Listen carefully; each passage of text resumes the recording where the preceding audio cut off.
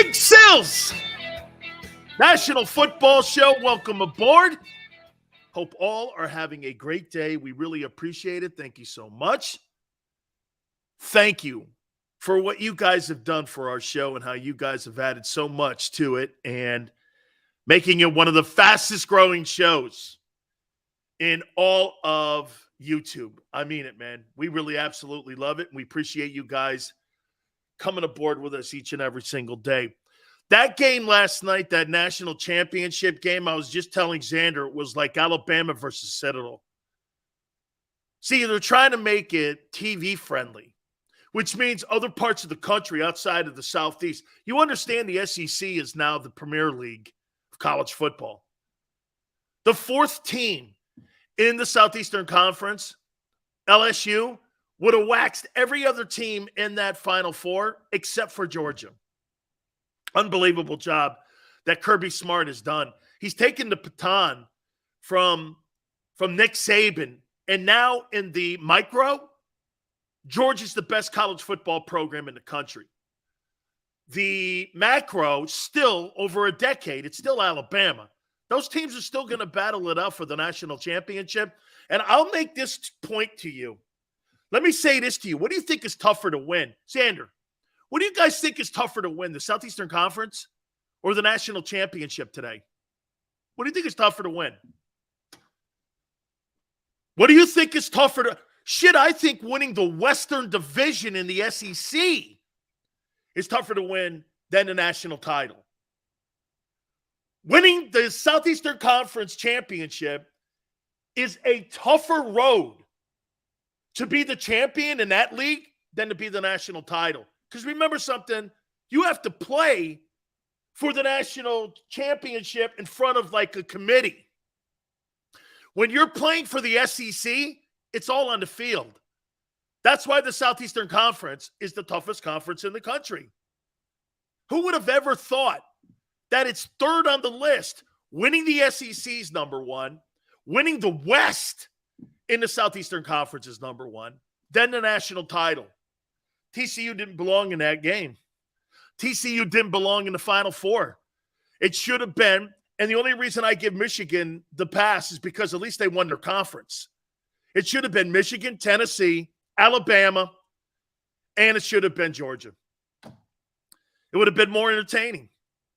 But you see, the networks are kind of involved in it. That was a shitty game last night. Absolutely terrible. All right, let's move out of that.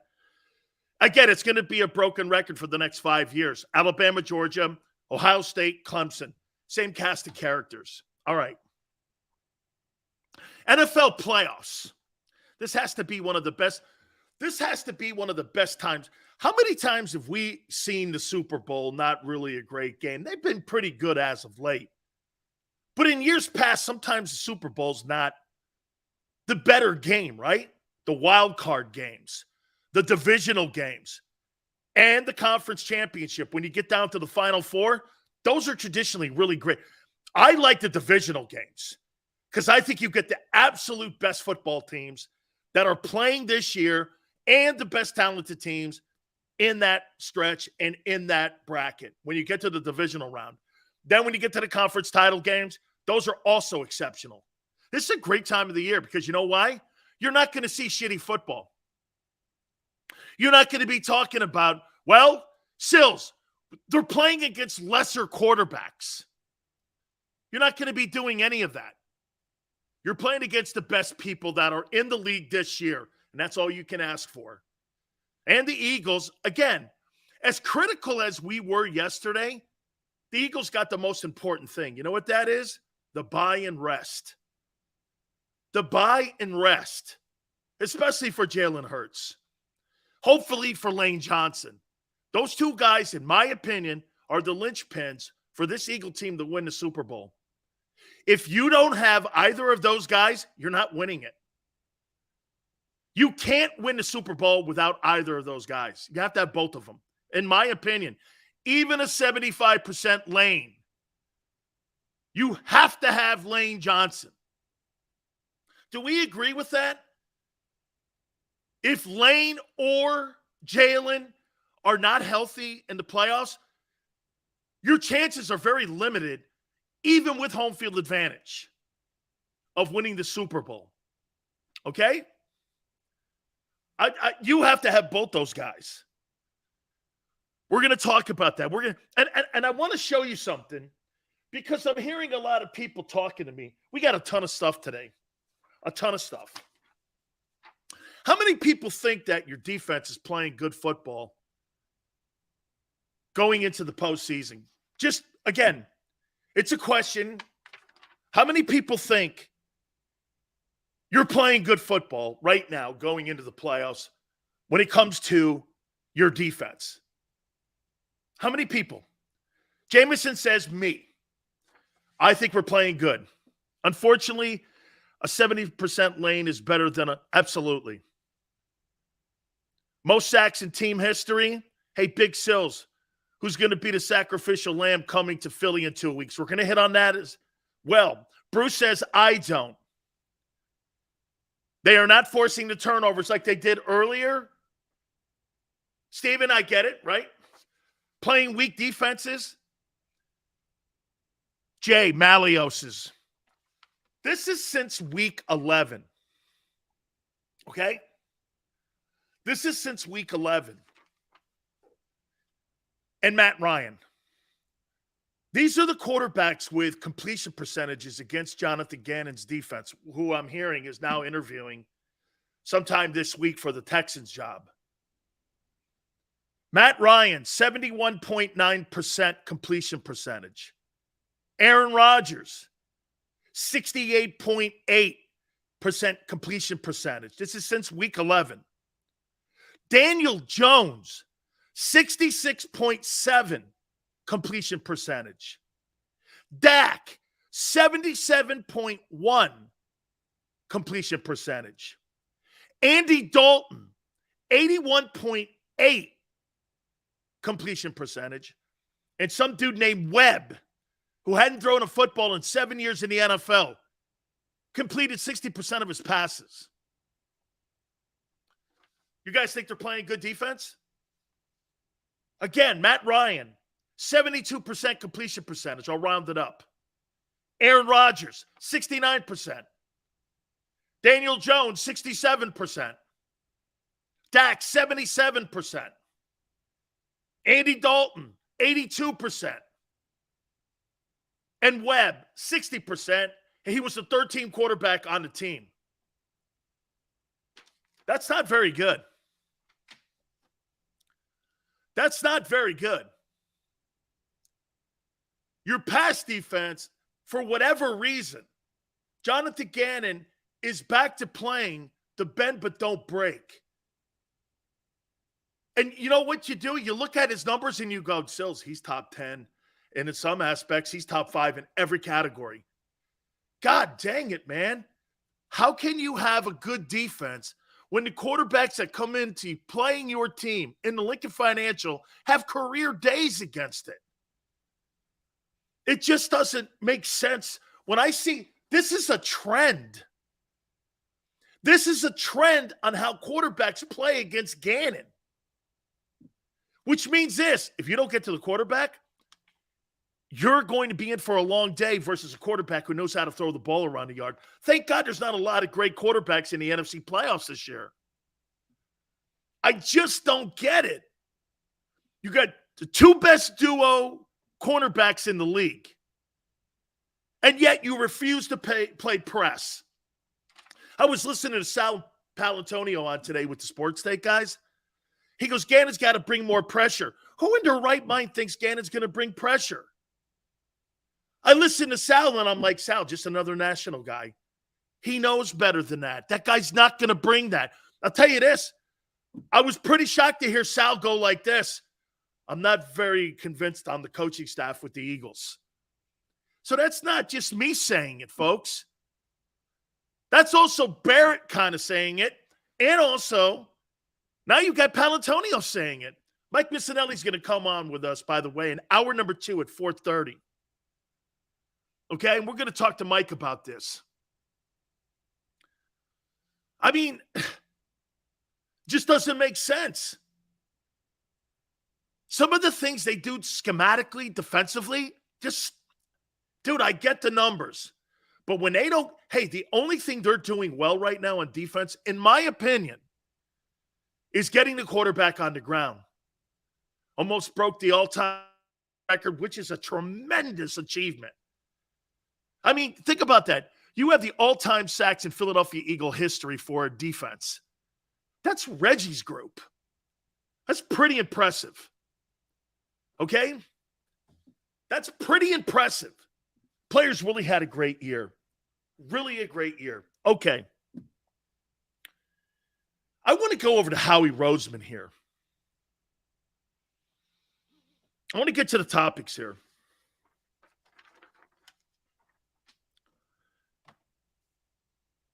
Howie's had a great year, right? As general manager. How many people think that Howie Roseman is the executive of the year? How many people think that Howie's the executive of the year this year?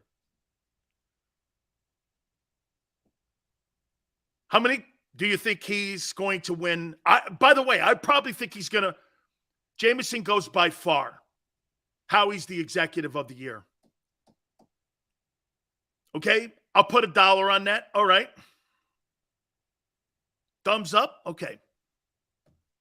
Let's take a look at something here. Let's take a look at Howie Roseman's 2022 NFL draft and the impact that they've had on the team. And let's take a look at his draft. Jordan Davis, 13th pick in the draft, first rounder. What do you think his grade was this year as an impact player on the Eagles? I say D. I say he's a D. Couple games he was good. Beginning of the season, he kind of played well. I haven't seen him since. A D? B? Are you kidding? I didn't even know he took snaps last week. That guy is not playing. The 13th pick is a non-factor on your team. He's a non-factor. Jordan Davis is a non-factor. C-, I could go up there, Dank. I could go up to C-. I could go to C-. Jordan Davis is very limited impact on your football team this year. Very limited. Very limited. For the 13th pick, weren't you expecting more? I mean, right? Instead of just being a wedge in the middle? Do you think he had a successful season? I don't. I think he had a bomb of a rookie year. I think he had a bomb of a rookie year, Jordan Davis. Let's move on. Cam Jurgens, incomplete. We kind of saw him in the preseason. He looked decent. I don't know. He had no impact whatsoever on the Philadelphia Eagles this year. 0. He was the 51st pick. Nakobe Dean has an F. He didn't get on the field. F. I mean, no disrespect to Nakobe. I know he's got some good players, but let me say this to you, man. You can't beat Kaiser Whiteout, and you're the so-called steal of the draft? Dude, you're a special teams guy right now. Kevon Johnson, F. Do you know who has given more to the team as of late? This Grant Calater, the tight end kid? Calateria, whatever his name is, the tight end? That kid, the tight end guy, who was a 6th rounder? Who barely plays? Dude, this has been a shit draft for Howie. This is a shit draft. Here, let me take it back. This is a shit first year for every one of these guys. The Jurgens kid, I can't say anything bad about him because you got a Hall of Famer in front of him. And, I mean, Kelsey played the entire season, so you don't know. We don't know. But you're trying to tell me you couldn't slide him over to guard? Oh, that's right. He's too small. So he can't play guard. Andre Dillard can't play any other side but one side. I mean, what do you think of this draft for Howie's draft in 2022? What was it? Not one of these guys made an impact on your football team, even your first rounder. I mean, nobody. There was no impact. 5 guys they drafted, not one of them. Jordan kind of. But for the 13th pick, you didn't get anything out of these guys. So I ask you again, you really think Howie Roseman is a good evaluator of talent? Not one of these guys. You're trying to tell me with all these picks, not one guy was an impact player. Sometimes, you find a gem in the latter round. Right? You find a gem in the latter round. And I'm sitting here going, how come that? Dude, Jordan Davis, man, D- at best. Dan, and what the F should we do then? Hold on for a minute. I'm just asking a question here. These guys, here, man, I'm just saying first year. These guys may pan out. They may come around. Dean, you don't really know. He hasn't played anything. He's not the steal of the draft. Stop with that. That's not the steal of the draft. The steal of the draft has to play. Okay? They have to play. Jordan Davis, man, did not have a very good rookie year. Here's my grades. D-. Jurgens incomplete. Nakobe Dean.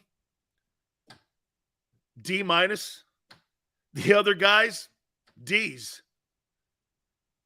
Now, someone turn around and go like this. Well, Dan, the Eagles are a good team. Fair enough. But 0 playing time. 0. Okay? It's not like your linebackers are spectacular. TJ Edwards has been abused by tight ends and running backs out of the backfield. He can't cover them. He leaves a gigantic hole in the middle of the defense. Never judge a draft on the first year. So you got the 13th pick in the draft. 13th. You're just outside the top 10. Here, let's do this. Let's take a look at those top 10. Let's take a look at some of those guys in front of him. And with some of those guys that were drafted in front of him. 2022 NFL Draft. Here we go right here. Here's the 2022 NFL Draft.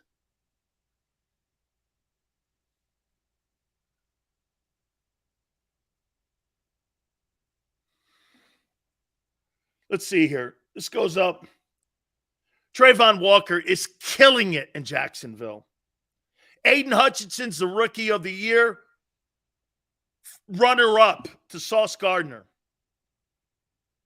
Stingley having a great year. Sauce Gardner, the Defensive Player of the Year. Thibodeau, Impact Player with the Giants. The tackle in Carolina, not bad. Neal has not been good. He's struggling in New York. Drake London, great job in Atlanta. Charles Cross, not bad. I watched him play a couple times in Seattle. They're in the playoffs. Garrett Wilson has been very good in New York with the Jets. Chris Olave, 1,000-yard receiver. Jameson Williams, you knew when you drafted him, he was going to be later in the year. You knew what that was going to be. Jahan Dotson has had a nice season in Washington. Treylon Burks picked it up in Tennessee. These guys are all playing. Kenny Pickett. And there's Jordan Davis right there at 13. Nowhere. Jordan Davis in the top 15 picks has probably had the least impact of any of the picks that were in this past April's draft. Of all the guys taken in the first 15 picks, he's the least. Jameson goes, Pickett sucks. Well, they did end up going to a winning season this year with him as their quarterback.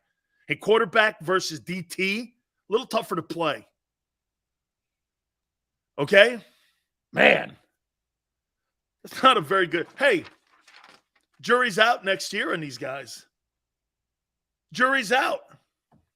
Shit, when we saw Devontae last year, when Devontae Smith burst onto the scene with the Eagles, everyone was doing this. Holy shit, this guy's a great route runner.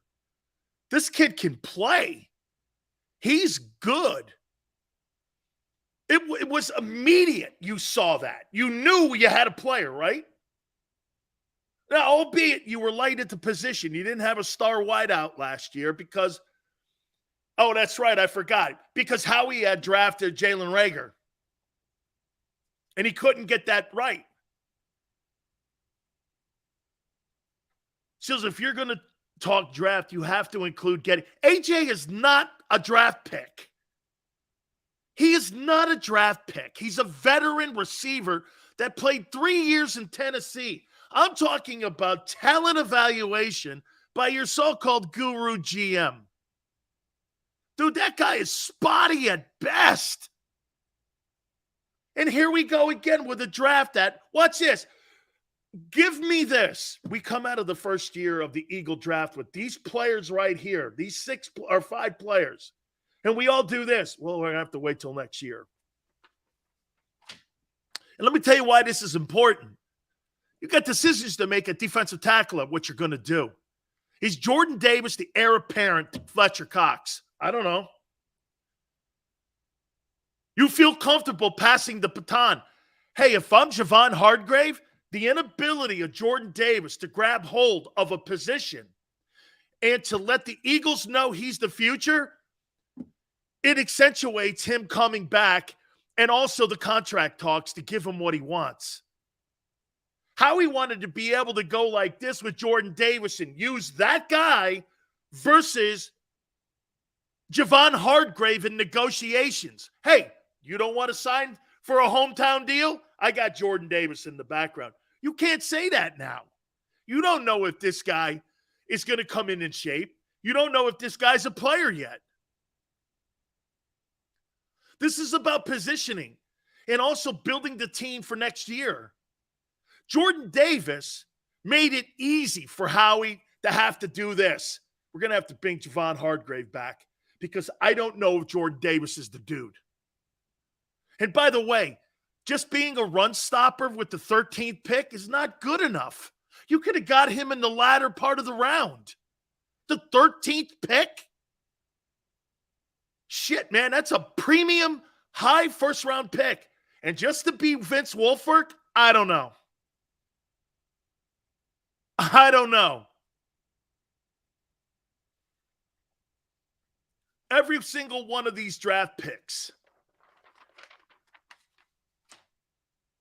you're like this here, and I'm going to do something here.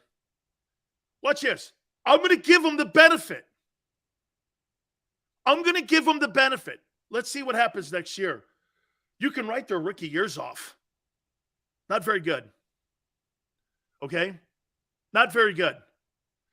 If I'm Javon Hargrave, I do this. Man, I'm going to be a wealthy man in Philadelphia. Philly now has to pay him. And you see that offer they offered him, 3 years, $51 million? Bro, you could put that back in your top desk, Howie. He'll go in the open market, 11 sacks, 60 tackles, potentially in the NFC title game. He'll get $65 million. You need to be in the $62 to $65 million range if you want to bring Javon Hargrave back. That's worth 51? Bro, that's not going to cut it. That's not going to cut it. So Hargrave looks like that could be already a built-in decision. It's why Howie put the deal on the table, because they looked at Davis's play this year. They're not sure. Nobody's sure. Look, I like Jordan Davis. I think if the kid gets himself in better shape and has more of a commitment to the game, I think he could be really good. But watch this. We've been saying that about him since he was at Georgia. Remember what I told you when you drafted him? How do you have 9 sacks in 45 games at Georgia? When you watch some of those kids play last night, they got freshman kids on that roster that are spectacular. Some of the best talented defensive football players are down there at that Georgia Bulldog program.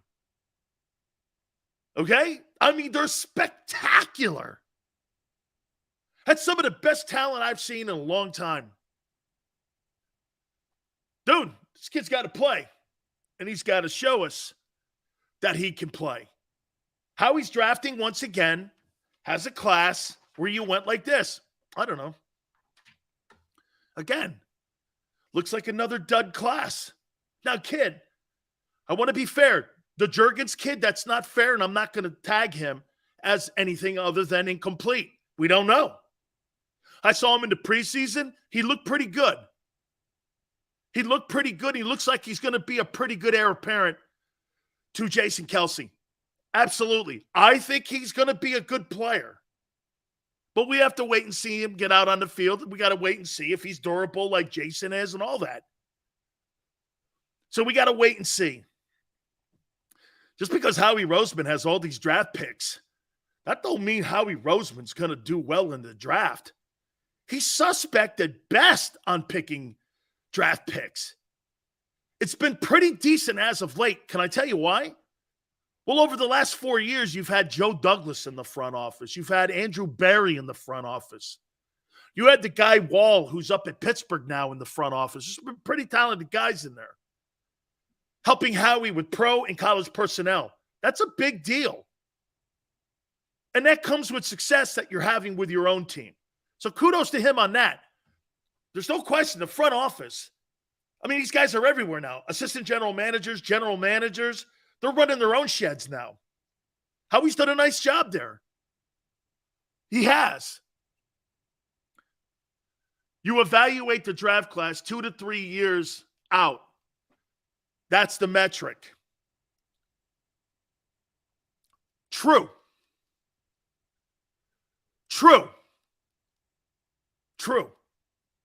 But today, if your first round pick is a quarterback and you have a veteran quarterback, that's the only time the guy doesn't play. Jordan Davis has been a non-factor since he's come off being hurt. A non-factor. All right.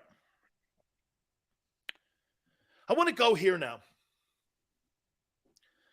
Let's go over here. By the way, all my votes have to be in by Thursday, and we're going to go over them. Top 10 teams. NFL Coach of the Year. MVP. Ranking the top quarterbacks, finishing up the 18th week of the NFL. Defensive Player of the Year, top 5. I only get top 5.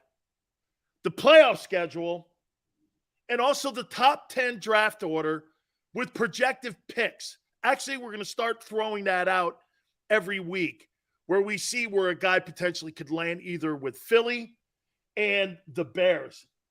And I got to tell you, having talked to some people in Chicago, that first pick is a very interesting pick for Chicago now, because now you have to decide this. Is Justin Fields your future?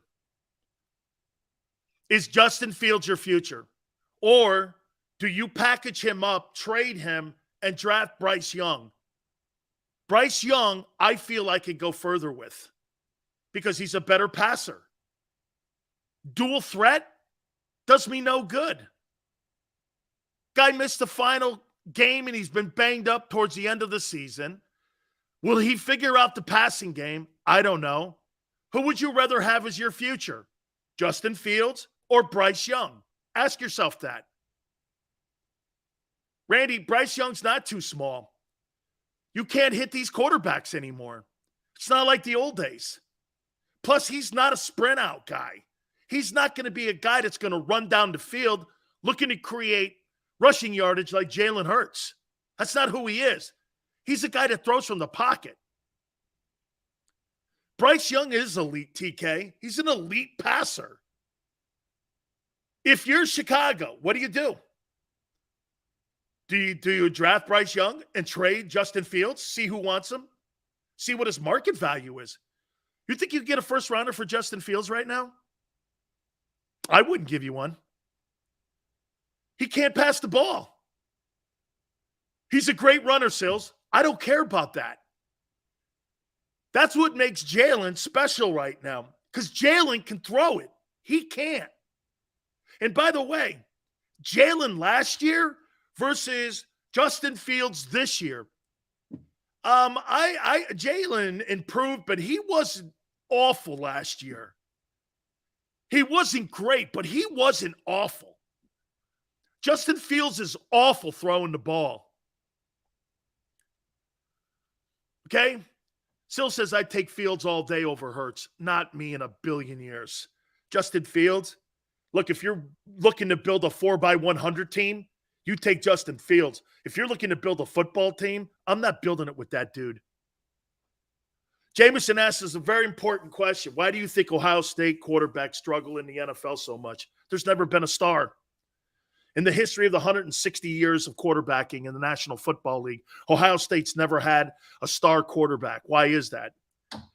Well, because the windows are so wide open and the Big Ten is so overrated. They really don't have a lot of great DBs. They've got a lot of great skilled wide receivers, a lot of great skilled offensive linemen, and a lot of great skilled running backs. Okay? And when the windows are so wide open, you don't have to be great in that conference. Name me a quarterback out of that conference. Let's do it here. Who are the Big Ten quarterbacks? I get Brady. Who are the Big Ten quarterbacks that are playing in the NFL today? Joey B's not a Big Ten quarterback. He's a Southeastern Conference quarterback. He's not a – how do you give a guy and say he's from Ohio State when they fired his ass and he had to go to LSU? He's not a Big Ten guy. Played at LSU. He didn't play anywhere at Ohio State. Give me a player. Who are the quarterbacks? Let me look off the list. That's a good call here. Let's take a look at the top 10 quarterbacks. Let's look at the top 10 quarterbacks and see if any of them are from the Big Ten. Mahomes, no. Burrow, no. Allen, no. Hurts, no. Lawrence, no. Cousins, Michigan State, 1. Golf, Cal.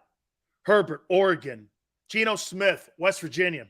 Brady, there's 2. Kirk Cousins and Tom Brady.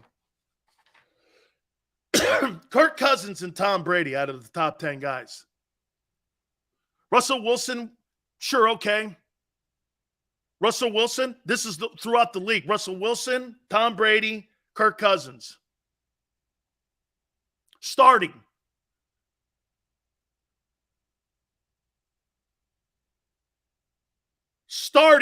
Out of 32 teams. Starting.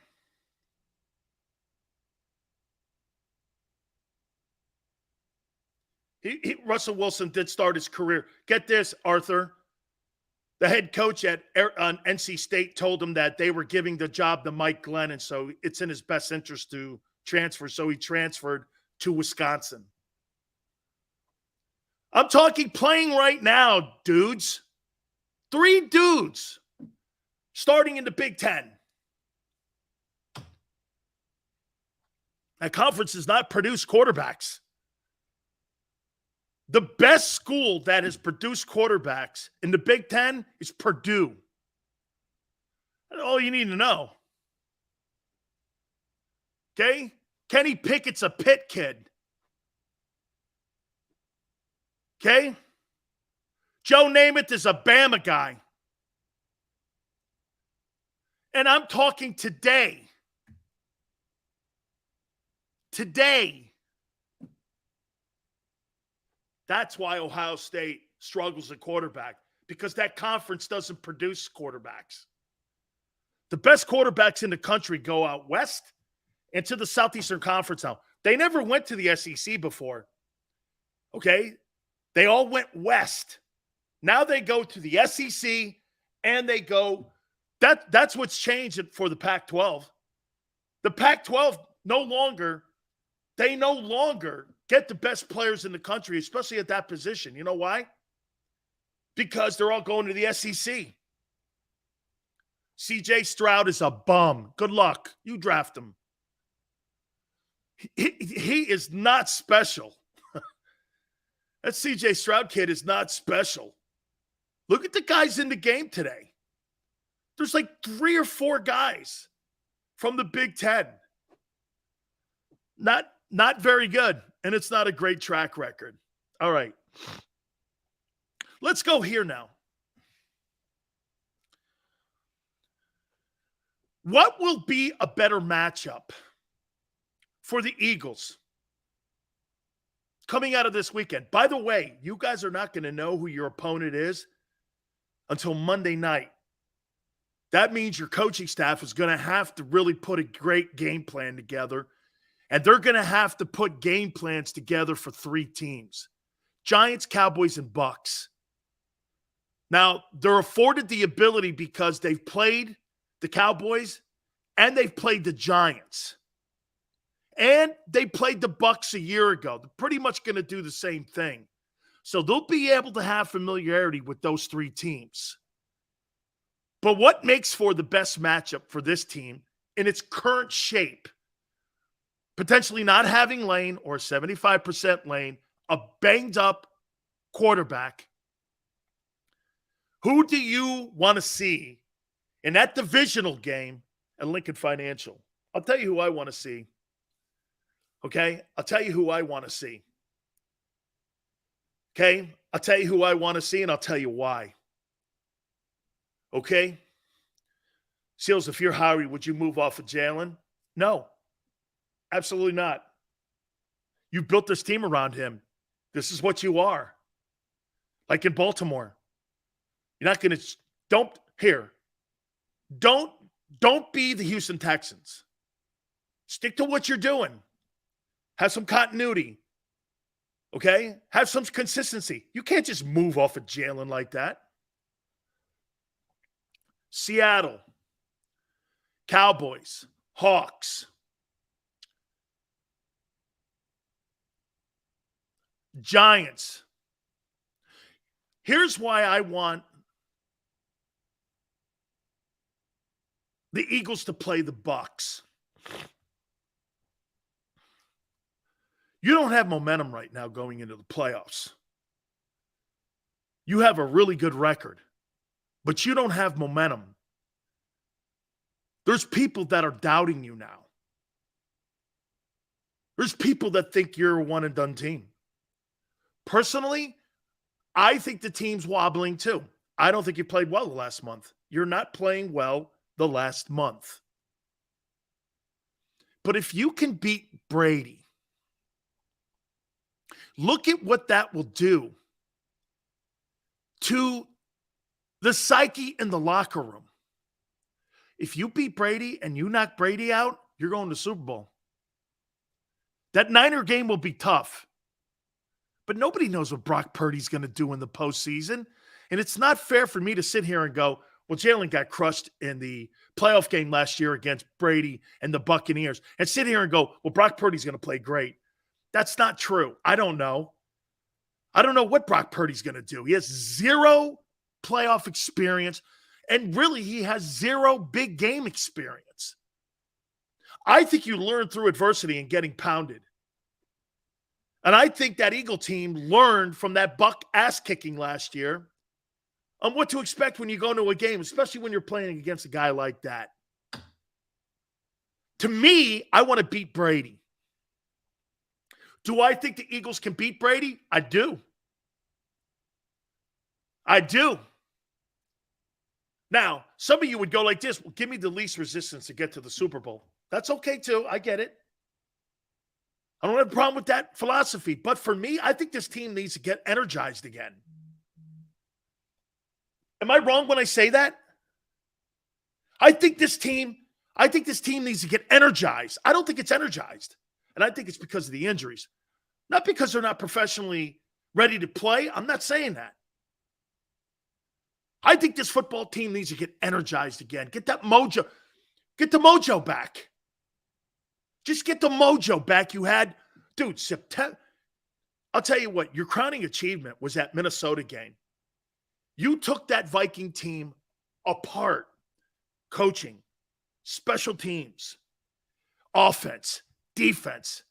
You took that football team apart. And that's a pretty good record they have. You took it up. That was your best moment this year, in my opinion. And then ever since that game, it's kind of gone like this. Watch. Then you start getting injured. Then you lose Goddard. The beginning was the Goddard injury because then you started going like this. Then Chicago, Jalen gets hurt. Vontae Maddox is out. Then you lose Lane after Chicago. And it starts to go like this. Then you put that effort up against the Giants at the end of the year versus their scrubs. It's not a way you wanted to go in with the momentum. I want teams with momentum. Have momentum. And I don't think they have it. I think you beat a team like the Bucs. Bucs or maybe Cowboys. How good would that look? Eagles beat the Cowboys again. And this time they beat him at Lincoln Financial in the divisional round of the NFC playoffs. That would be great. If you win that game against either the Cowboys or the Buccaneers, I think you're going to be right in there with the Bengals, Bills, and Chiefs. But I just don't think this team has momentum right now. I think they're getting by. Okay?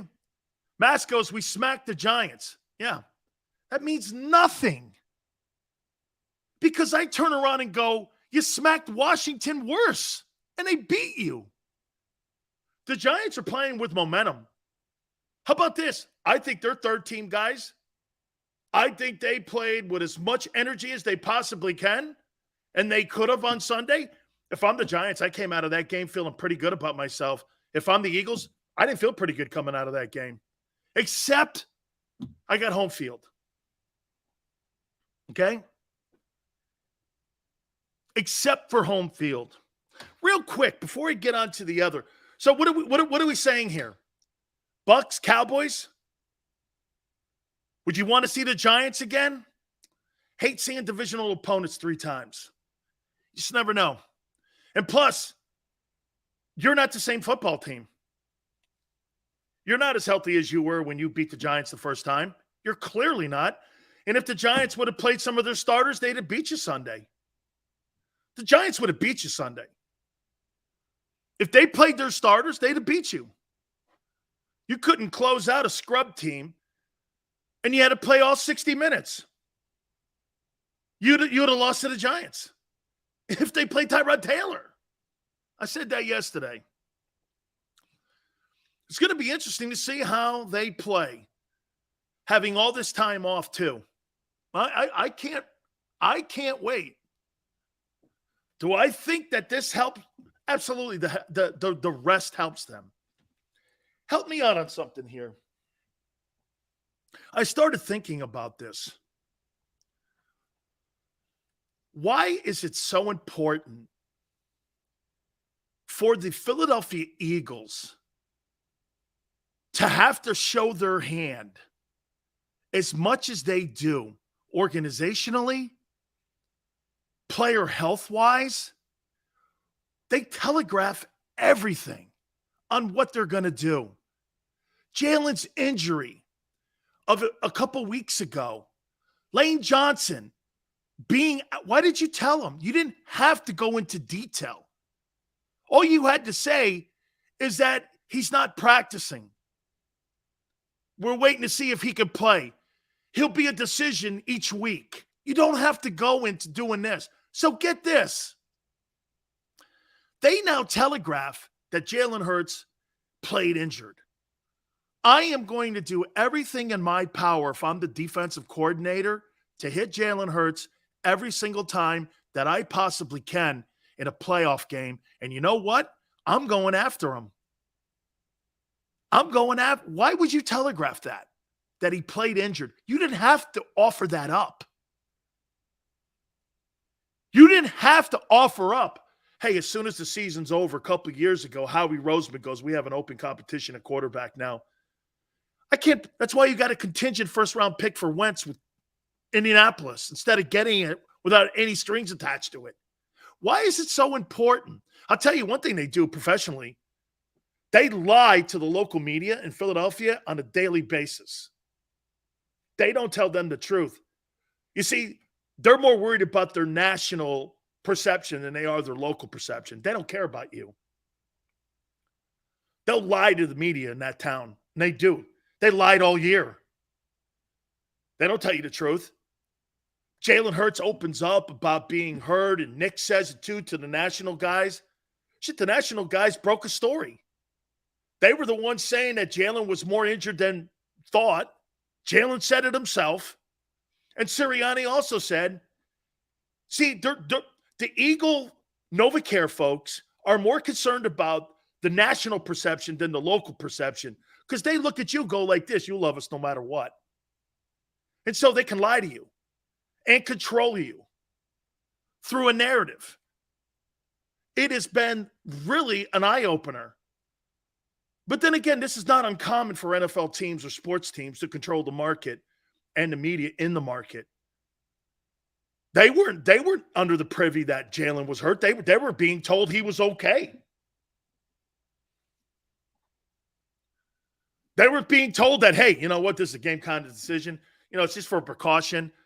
That's not the way Jalen Hurts and Nick Sirianni put it out there. That this guy was really banged up, man. And he played in the game against the Giants really injured. So which is it, Nick? The stuff you tell the local guys or the national guys? You know, the lies coming out of the Eagle complex now. I can't keep track of it. What's the lie that's the truth? Just saying. I mean, right? Jalen's not hurt. Local folks. National folks, this guy's really hurt. You're like, whoa. Okay. Okay. Whoa. But you eat it and you take it because you know why? You love the team and you got great passion for your team. I just was really an experience to watch this year. No one call them out because they're afraid of that. Remember something. You know what the problem with radio is today? Fear. Fear. They're going to tell you everything, nor are they going to ask anything. Remember that. They're not going to tell you anything, and they're not going to say anything. Okay? I mean, Nick Sirianni, because of his emotion, he tells you exactly how he feels all the time. I mean, dude, don't tell everybody. Don't telegraph everything. You don't have to. Then when they try to not telegraph, it's a stupid freak show with Minshew and Jalen Hurts and that whole charade. They're not very good at lying. They're just not. That's Howie Roseman in the front office and how they handle themselves. That's not a coach's deal. Coaches don't act like that. They're worried about game plans. They're worried about player matchups. They're worried about travel, being on the road. They're worried about playing in a dome. They're not worried about how you look nationally to the perception of the national media guys. That's not a head coach's responsibility. That's general manager and PR. Dude, the Eagles should take on the attitude of the bad guy. You're never going to be perceived any other way, Philly. You should own that. Don't run from it. Own it. I'm the badass on the block. I've been the most successful team in the NFC East. You don't like it? Go root for that Cowboy team that hasn't done shit in 30 years. We're your dad. Take on that bad. Dude, Georgia takes it on. Bama takes it on. Patriots took it on. Take on that attitude. I think this is the difference between that 17 team and that 2022 team that we're looking at right now. Own it. You're never going to be. I'm going to tell you guys a quick story that Floyd Mayweather told me. I used to cover boxing with my show, and I used to go to Vegas, all the great fights. That's how we became friends with George Foreman. You guys saw Foreman on the program. I'm friends with Roy Jones Jr. He's from Escambia. He's from the Pensacola area. And I'll never forget when I asked Roy, and Roy to introduce me to Mayweather, became friends with him. There's a part of me that likes Floyd Mayweather. So I asked Mayweather, dude, how are you making so much money? How are you he goes, dude, I don't care what anybody says. I'm the championship money belt holder. Nobody fights for bigger fights than me. And during his time, he was right. Outside of Tyson, nobody fought for bigger fights with more money than Floyd Mayweather. You know what he decided? The media had made Oscar De La Hoya the babyface, the golden boy, all that other shit, right? He went like this, I'll never be De La Hoya. So he owned being the villain. And that's how he owned the money belt. He owned the identity of being that. Philly runs from that. Well, why does everybody hate us? And great. Great. Great. I love being the bad guy. That guy right there, Swagger, was all about being the bad guy. And no one cared. No one cared. Wear that. But you got an organization now because the general manager gets in the way. You can't build a decent identity because there's too many hands in the pot. Okay? Dude, Machiavelli, mask, shows me you're an educated man. This guy's quoting Machiavelli now to me. That's right. Okay? I'd rather be feared than loved. Absolutely. Take that attitude on. Organization in Philadelphia all year long was, I don't know, boy, the way they handle the media, they have no respect for them. They tell you they do, but they don't. Or they wouldn't lie to you. It's really kind of unprofessional. Seriously, it's a little unprofessional. Guys go out there, they all got jobs. John McMullen's got a job. Some of the people, even Paulie Shore, he's got a job. But that guy will just put his Howie knee pads on, and they like that. That's why you don't get any kind of clear reporting out of that place. There's very few guys that give you clear reporting out of that place. I mean, the national guys got the story. Jalen was really hurt, and he played hurt. Nobody in Philly was doing stories in the Inquirer. We weren't talking about it. WIP isn't. This doesn't make sense. You don't have to be that way. Just try to be a little professional. That's all anybody's asking. Dude, you got one of the greatest fan bases in the history of the NFL and the Eagles. They're going to love you no matter what you do. No matter if you're Michael Vick or T.O. or whomever. They're going to love you. As long as you wear that bird and green and white. As long as you wear that, they're going to love you. Now, if you turn into a stupid ass, they're going to revile you. That's the way it should be. That's the way it should be.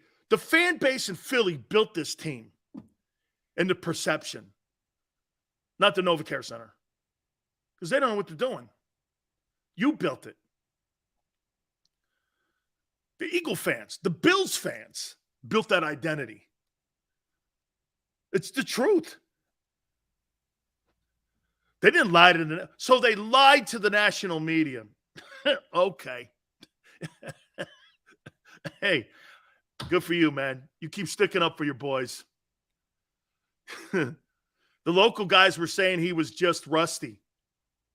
That's not what Jalen Hurts and Nick Sirianni said. So people here are now saying Jalen Hurts was lying to the national media. So Jalen's a liar? Which is it? A good guy or a liar? I'm missing it.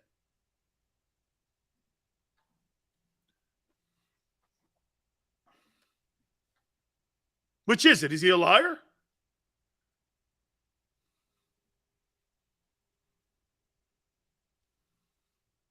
Misinformation is a tactic.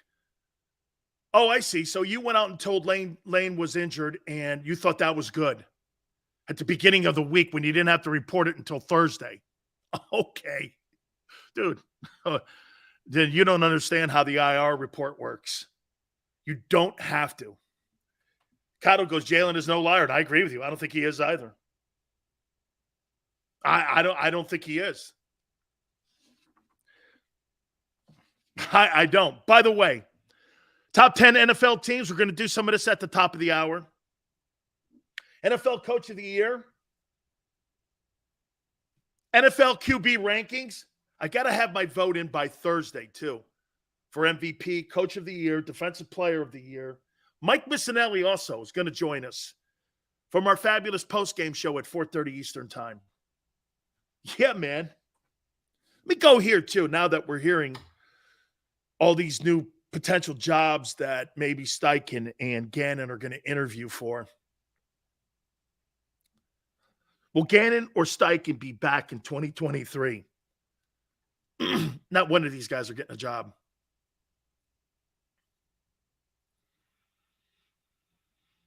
I'm not going to use the word ever, but not one of these guys are going to get a job. Seriously, you're going to hire Shane Steichen over Brian Flores? You're going to hire Jonathan Gannon over some of the coaches that are out there now? Not one of these guys will be hired. They're going to get into the mix, but they're not going to be hired. There's a logjam of coaches now. Okay? Shit, man. Jim Harbaugh. Sean Payton. God knows what Sean McVay's going to do. There's coaches that are going to be highly sought after. Frank Reich. And by the way, take that notion out that Frank is going to land. Do you know that the Colts have to pay Frank Reich $9 million a year until the year 2026? Why would I take a shitty job? Now, he could be a consultant from what I'm understanding, but why would he take a job? He's making $9 million a year through 2026. Why would he do that? Because he wants to coach in the NFL? Hey, next couple of years are going to be pretty good for Frank. Frank has a contract at $9 million through the 2026 year. Now, they may have negotiated that number. Okay? They may have negotiated that number out the door. I don't know that. I haven't asked Frank, and I don't really like to get that deep into that. But Frank either got a bucket of money on the way out the door, or he's going to get paid until 2026. That's why the NFL went around telling everybody there's like $800 million worth of unpaid salaries to coaches. And these guys are still not hearing it. They just fired Kingsbury. They gave Kingsbury a raise, and they gave Kingsbury 3 years this past offseason. I mean, why in the world would any of those guys go, yeah, let me take a job now? I'm making $9 million a year through 2026. I wouldn't hire Gannon as a dog catcher, Joseph says. I think he's got hollow numbers this year. I think the players played inside of a shitty system and were great at it. I think he's got a shitty no-win. Hey, once again, I started the show off with this. How many people think this is a good defensive coordinator since week 11? Matt Ryan, 72% completion percentage. Aaron Rodgers, 69%. Daniel Jones, 67%. Dak Prescott, 77%. Andy Dalton, 82%. And some dude named Webb, the 13th quarterback that hadn't thrown a pass in 7 years in the NFL, was 60%. You think you're really going to hire that? And this has been a trend since he's been the coordinator. He can't stop good quarterbacks. He can't. The key this year to the Eagles was their fabulous play by the players, and you didn't play any quarterbacks that were worth the shit. You didn't play any quarterbacks that were worth the shit, and you're probably not going to play any in the postseason.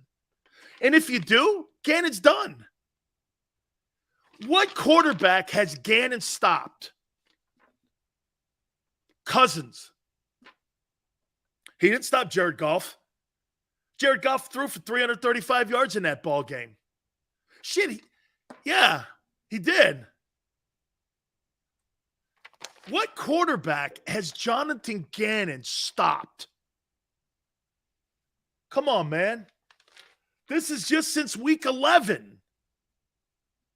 This is just since week 11. I don't get it. I guess you don't have to be a great coach today to get a job like that. I just don't get it. Mike Missinelli, 4:30 Eastern. Top 10 NFL teams. I want to do that next. And then the NFL Coach of the Year. I got to vote for the Coach of the Year. I got to vote for the MVP. I got to vote for the Defensive Player of the Year. Also, we'll take a look at the draft yet. Gannon sucks, Sales. We have to find someone to take that guy off our hands. You can only pray. Boy, would I love to have Lovie Smith in there. I don't know if that's the kind of guy they'd like to have in there, though. But, man, would Lovie. Lovie's as good as Vic Fangio.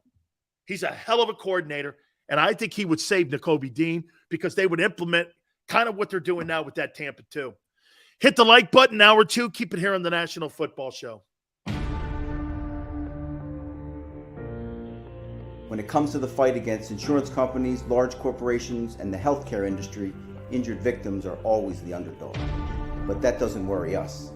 At Messa & Associates, we're an injury law firm from Philadelphia, and we come to fight.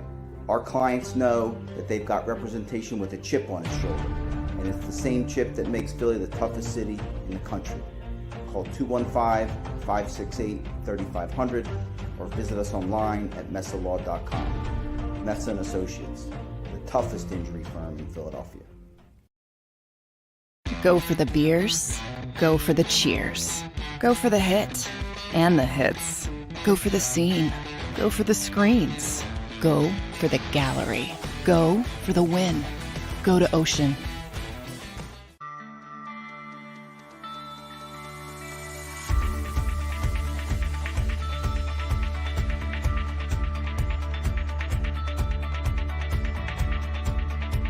Hi, I'm Jim Muehlbronner, Managing Partner at Del Val Insurance Group.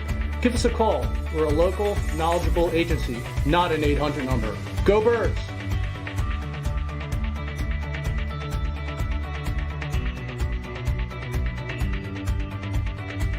Number 1, Jeff D'Ambrosio. Destination Downingtown is rolling back prices for a December to remember. For a limited time, you can own, not lease, brand new 2023 Jeep Wranglers for only $30,995 or $339 per month. New Rams starting at only $30,995 or new Ram 1500 Bighorn Crew Cabs $189 per month. Zero down can deliver. Get the price you want, the selection you need, and the VIP treatment you deserve. Jeff D'Ambrosio, Destination Downingtown, Big Finish Sales Event.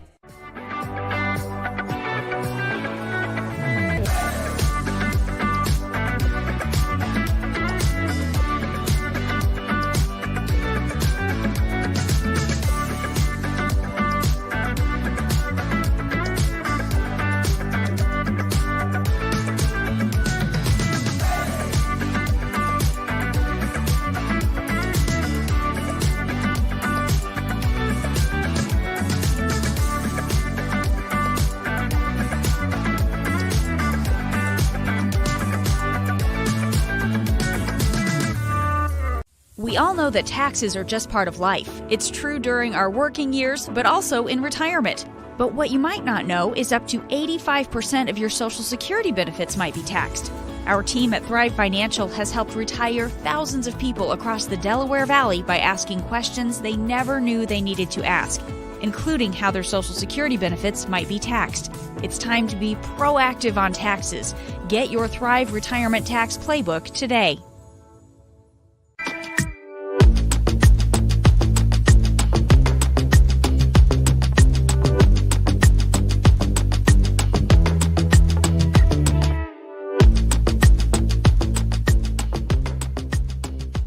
Game show with Seth Joyner. I knew that they had a running game. Derek Gunn. He has put in the effort. Devin Caney. Had we not won the Super Bowl, what would we be saying? And Mike Missinelli. Well, you know who Philly is. Post game, now streaming on the 6ABC family of apps.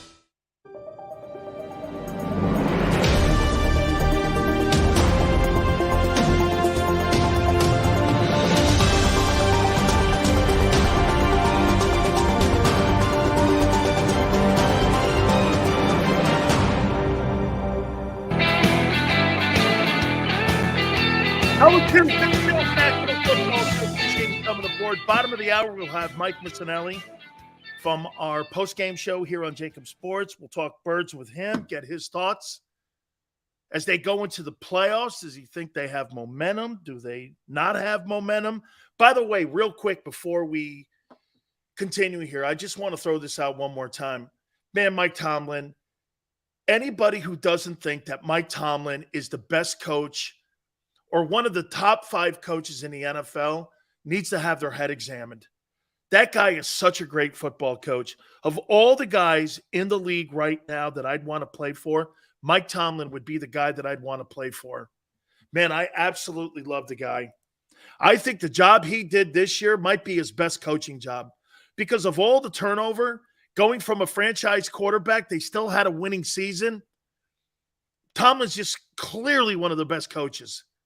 I love this guy, man. What an absolutely fabulous football coach Mike Tomlin is. All right. Top 10 NFL teams and the NFL Coach of the Year. I have a vote for the NFL Coach of the Year. And as I tell you guys, just to go ahead and throw that out there to you guys, that I get an opportunity to vote on the Player of the Year, the Coach of the Year, the Defensive Player of the Year.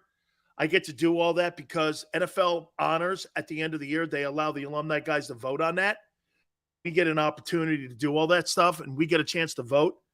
So I'm going to be able to give you my insight here on what I'm going to go and what direction I'm going to go and why I'm going here. And tell me if you agree or disagree with it. So we appreciate it. Let's do the top 10 teams first. You know, I'll tell you, if Brandon Staley doesn't win this weekend with the Chargers, I could see him losing his job and Sean Payton being the next head football coach of the Chargers. I'd want that job if I was Payton. You know why? Because of Justin Herbert. I would want that job. And I think the Chargers have a lot of talent. That's a talented football team. And for them to be floundering week in and week out, to me is a problem. They're not a consistent football team. They've been injured a little bit too, so I get it. But that Charger team should be further along, in my opinion. They should be further along. I got the Cowboys at 9.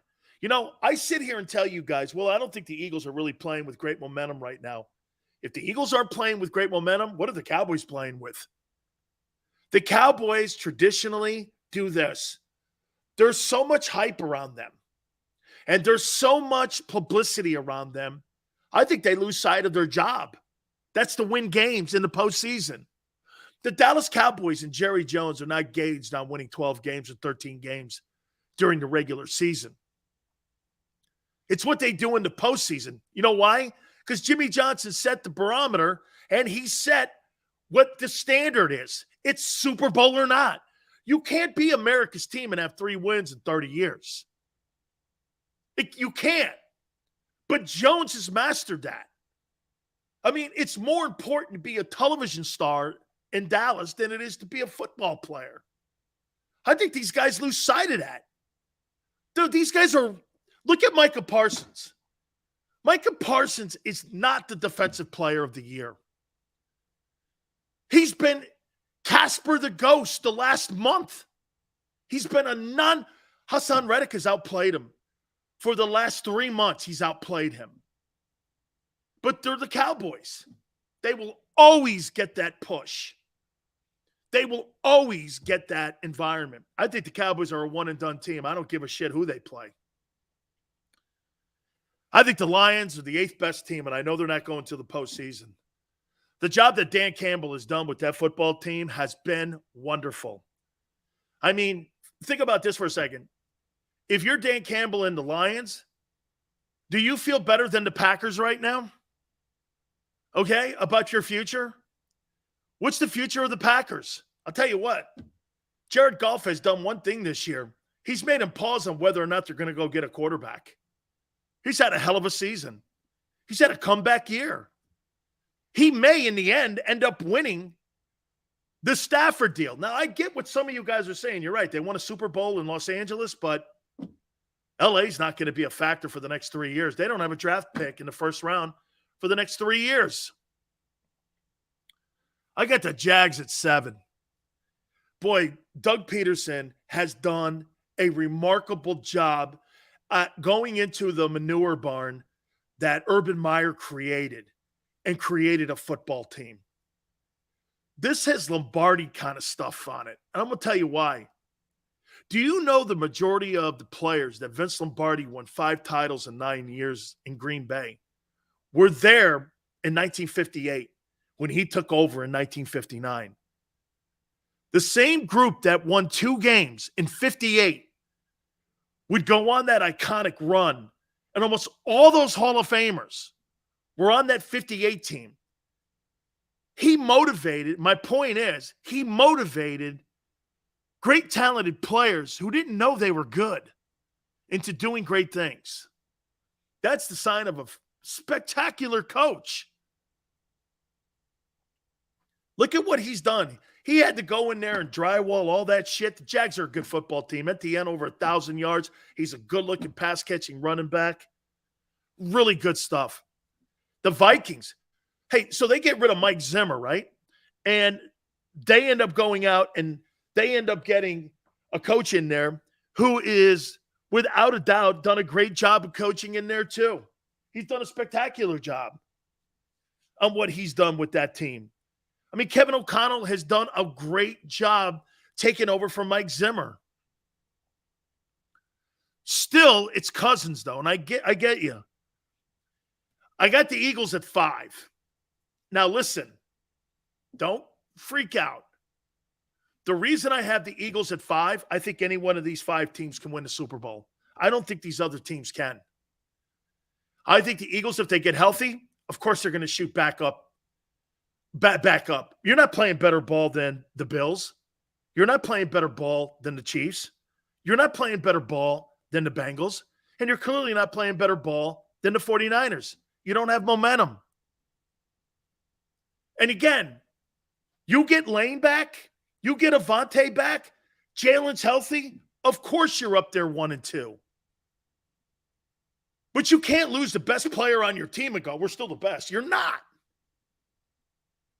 However, remember what I'm telling you here.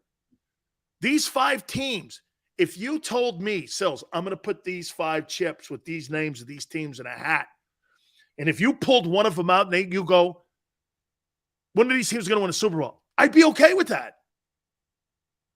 And by the way, Maniac, it's only 5 because of injury. It's not because, and because of some of the play,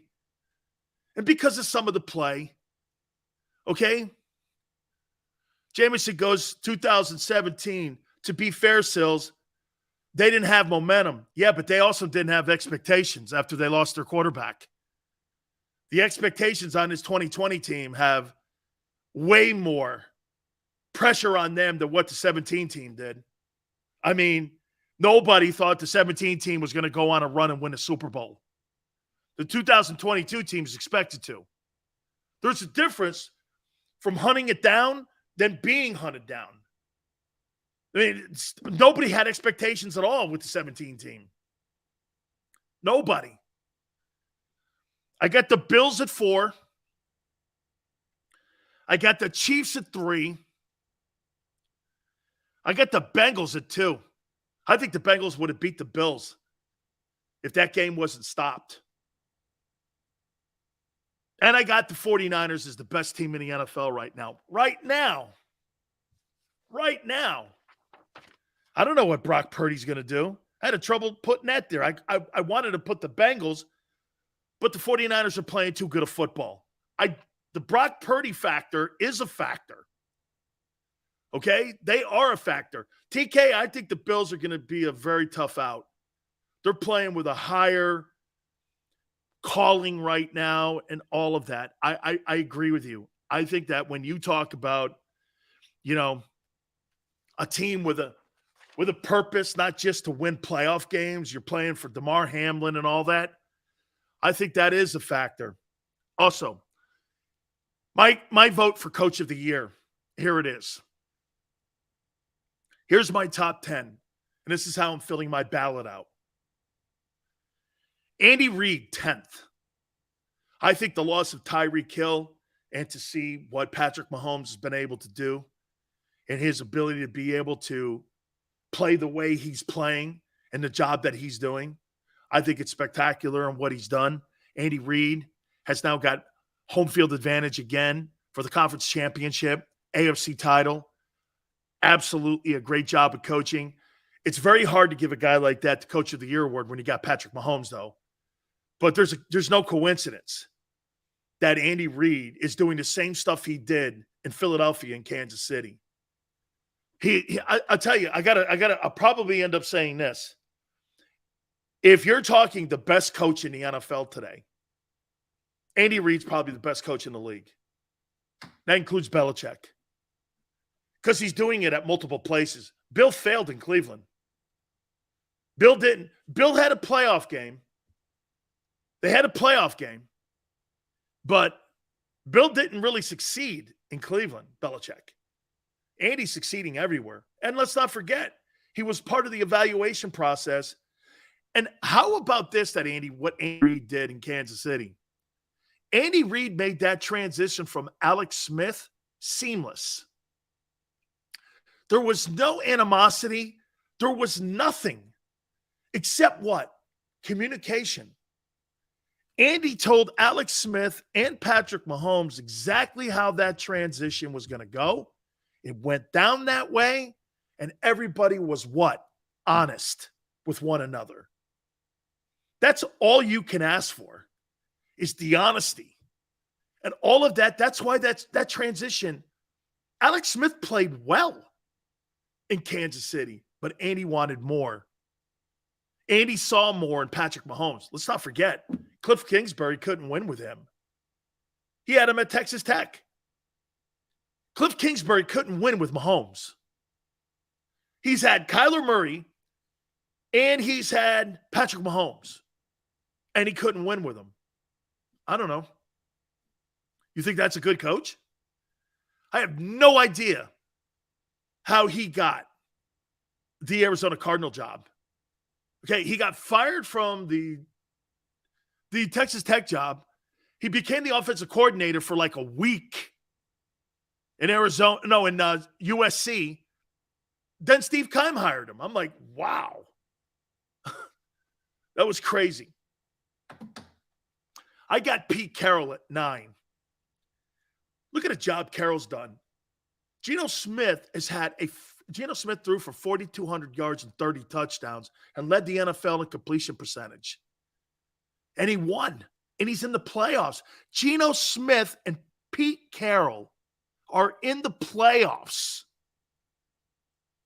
That is an unbelievable story coming off of a Hall of Fame quarterback. And everybody's saying Pete was crazy. Pete Carroll has done a great job rehabilitating Geno Smith. Mike McDaniel. How many people would go here? I never thought in a million years I would ever say this. Right, guys? the Miami Dolphins are better with Mike McDaniel than they were with Brian Flores? It's true. No, they added Tyreek, but they look better. Made the playoffs. This is you got 2 first-year guys leading their teams to playoffs. It's pretty good stuff. Mike McDaniel has the Dolphins playing better than Brian Flores did. I got Sean McDermott. This is probably a little low at number 7. He's going to get a lot of love for what he's had to go through the last week. But McDermott, look at the coaching job that he's done with Brian Daboll, with Ken Dorsey, with Josh Allen, with the way that team has played, how they've come through all the adversity. He's really a fine coach. Was he a former D coordinator in Philly? McDermott, was he a D coordinator or a defensive coach? He is a hell of a coach, man. He's changed the entire force. He's been the coach. He's been the best coach that they've had in Buffalo since Marv Levy. He's done a great job there in Buffalo, and really the turnaround of Josh Allen and the continued growth. He was DC. He's a heck of a coach. Who was he after? He had to be after Jim Johnson, right? Heck of a coach, man. Kevin O'Connell, number 6, taking over for Mike Zimmer. Calming the waters there. Zimmer never liked Cousins. Understood. But he works with Cousins. And here they are. They're the 3rd seed now in the NFL and the NFC. That's a heck of a coaching job. Another first-year guy. Dan Campbell, winning record in Detroit. Unbelievable. Winning record in Detroit. Turned it around and solidified his job. It wasn't so much what he did in the first year where everybody was laughing at him with the knee chopping and all that other shit. It's the wins. It's them playing for nothing at the end of the year and knocking the Packers out. What a great job of coaching by Dan Campbell. He's totally won his job, man. I got Brian Daboll at 4. Probably too low. Brian Daboll changed the entire culture from Dave Gettleman. Dave Gettleman was a train wreck in New York. Daniel Jones looked unrepairable. Daniel Jones, they're probably going to bring back in New York. He's had a rehabilitation year too. Brian Daboll rehabilitated not only just Josh Allen. Josh Allen wasn't that. You saw the talent with Josh Allen at Wyoming. His senior year was not as good as his junior year. It was kind of like a Marino thing. But then when Brian Daboll got a hold of these quarterbacks, let's not forget he had an influence on Jalen Hurts too at Alabama. This guy's been around some really good coaches.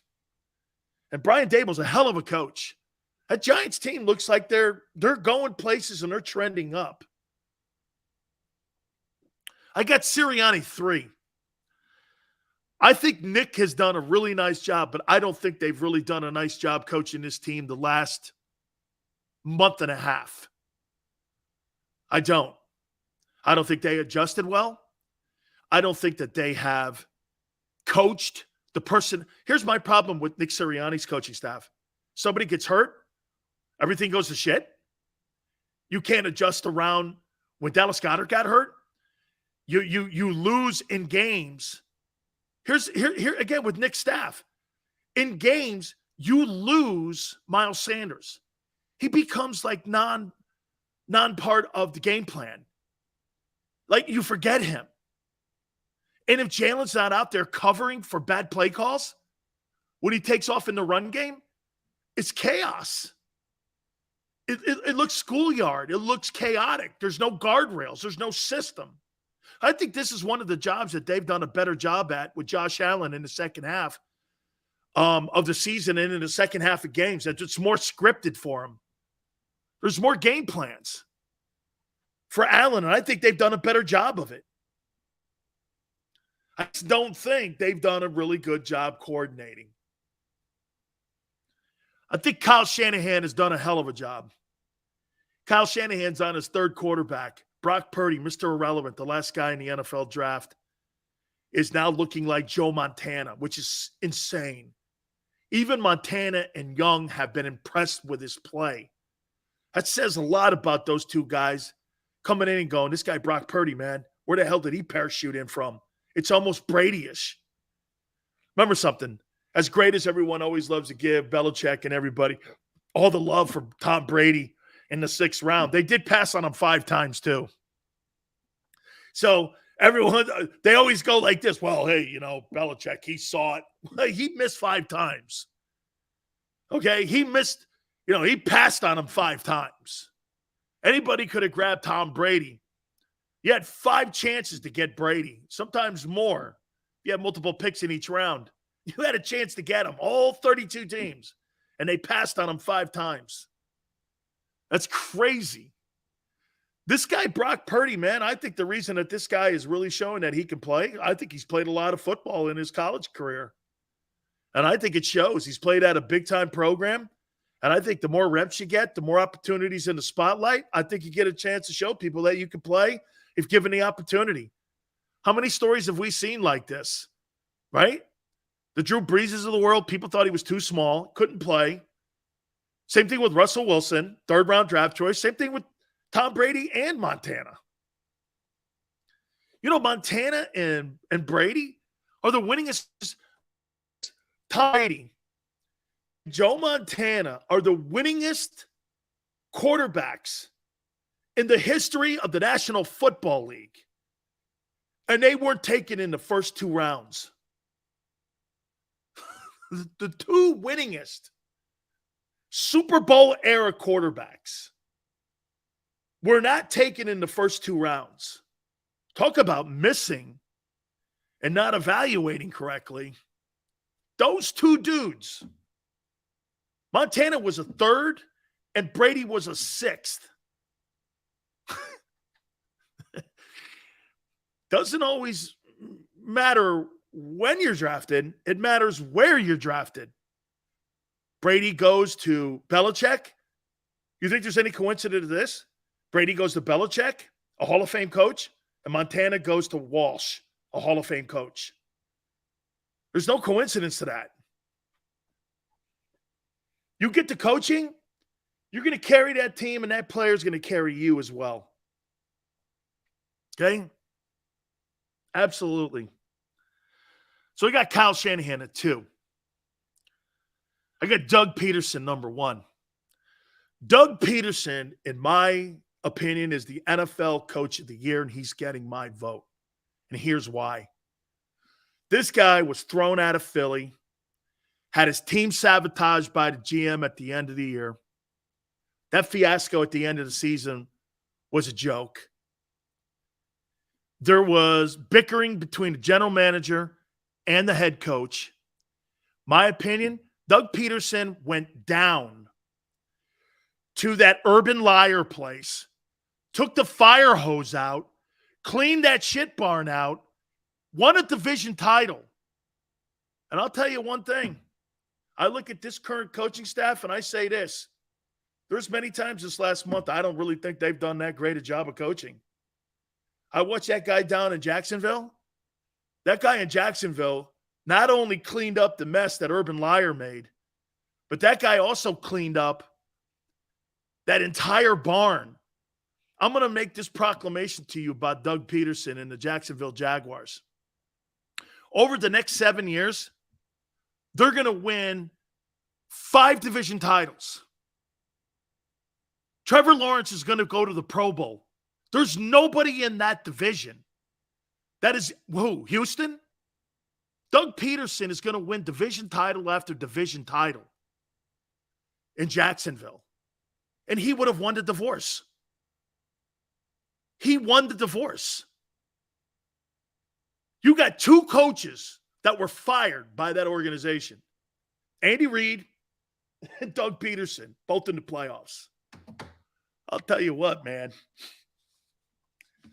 Doug is some coach. Trevor Lawrence is 4,200 yards now.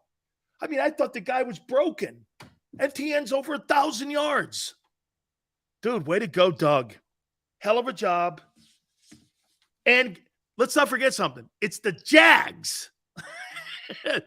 It's the Jags. 4th title in franchise history. Unbelievable job. Let's get to our friend from the postgame show, Mike Mistinelli. Mike, hope you had a good holiday. Big Sills. I wanted you to see this here today, what I'm wearing. You see that? You got that? This is especially for you. I didn't see it. This is in your honor. Dude, I tell you what, Franklin's changed it around, man. You had a good year this year. They did a nice job. He hasn't turned it around. Stop it. Stop. You're gonna then again, it's the right out of the sheet. You're gonna get me to listen. It's nice that Penn State had a good year, and maybe next year with the 2 kids coming back, running back and the quarterback, but they're not as good as Ohio State or Michigan. And I'm tired of Penn State fans saying, "Oh, look how wonderful he is." Come on, you got to get into the big tournament. Now they're going to get in because of the 12 teams, but all of these years I've been suffering. That's why I wrote the damn book way back '86. I thought it had good shelf life because they weren't going to win another one for a while. Listen, I'm with you. You've got to get to the national championship game, and you've got to get to the postseason, and you've got to be in the Final Four to be considered a legitimate program. What we saw last night, there's no way Penn State is even remotely close to what we saw with that Georgia team. No, they're not remotely close to Ohio State either. So, dude, that's the thing. When you tell me that Franklin's a good coach, get past Ohio State. Get in the tournament once, and then I'll be convinced. So, yeah, I know we're not talking about Penn State here. I just wanted to wear this because I know this is a logo that's near and dear to your heart. Oh, God. Yeah, there you go. I tell you, man, that game still gives me shivers here. Mike, I want to quote something to you here. This is the last 11 weeks of the defense that the Eagles have played against quarterbacks with completion percentages. These are the last 11 weeks. Matt Ryan, 72%. Aaron Rodgers, 69%. Daniel Jones, 67%. Dak, 77%. Andy Dalton, 82%. Some dude named Webb, 60%. I mean, you think this team's playing with good momentum going into the postseason? No, they're not playing with good momentum, but the whole thing revolves around with 2 guys, really. And you got to hope that Hurts is back to being what he was during the season in really the throes of his excellence. And you got to hope Lane Johnson. Lane Johnson, to me, is the biggest mystery here. He's going to try to play with a torn muscle that needs surgery. So if he's not right, then obviously you can attack from that flank.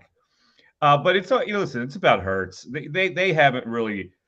He's been AWOL for the last couple of weeks, so I don't know what he's going to be when they play that first game. And there's 2 chances. It's either going to be the Cowboys or the Giants. I'd be much more comfortable with the Giants coming to Lincoln Financial Field and getting him a game under his belt. Cowboys might be tough for him. I mean, I don't know. The whole thing revolves around him. I mean, you could see it. And I know you're not big on him, his style winning a championship, but you have to understand how he opens it up for everybody else.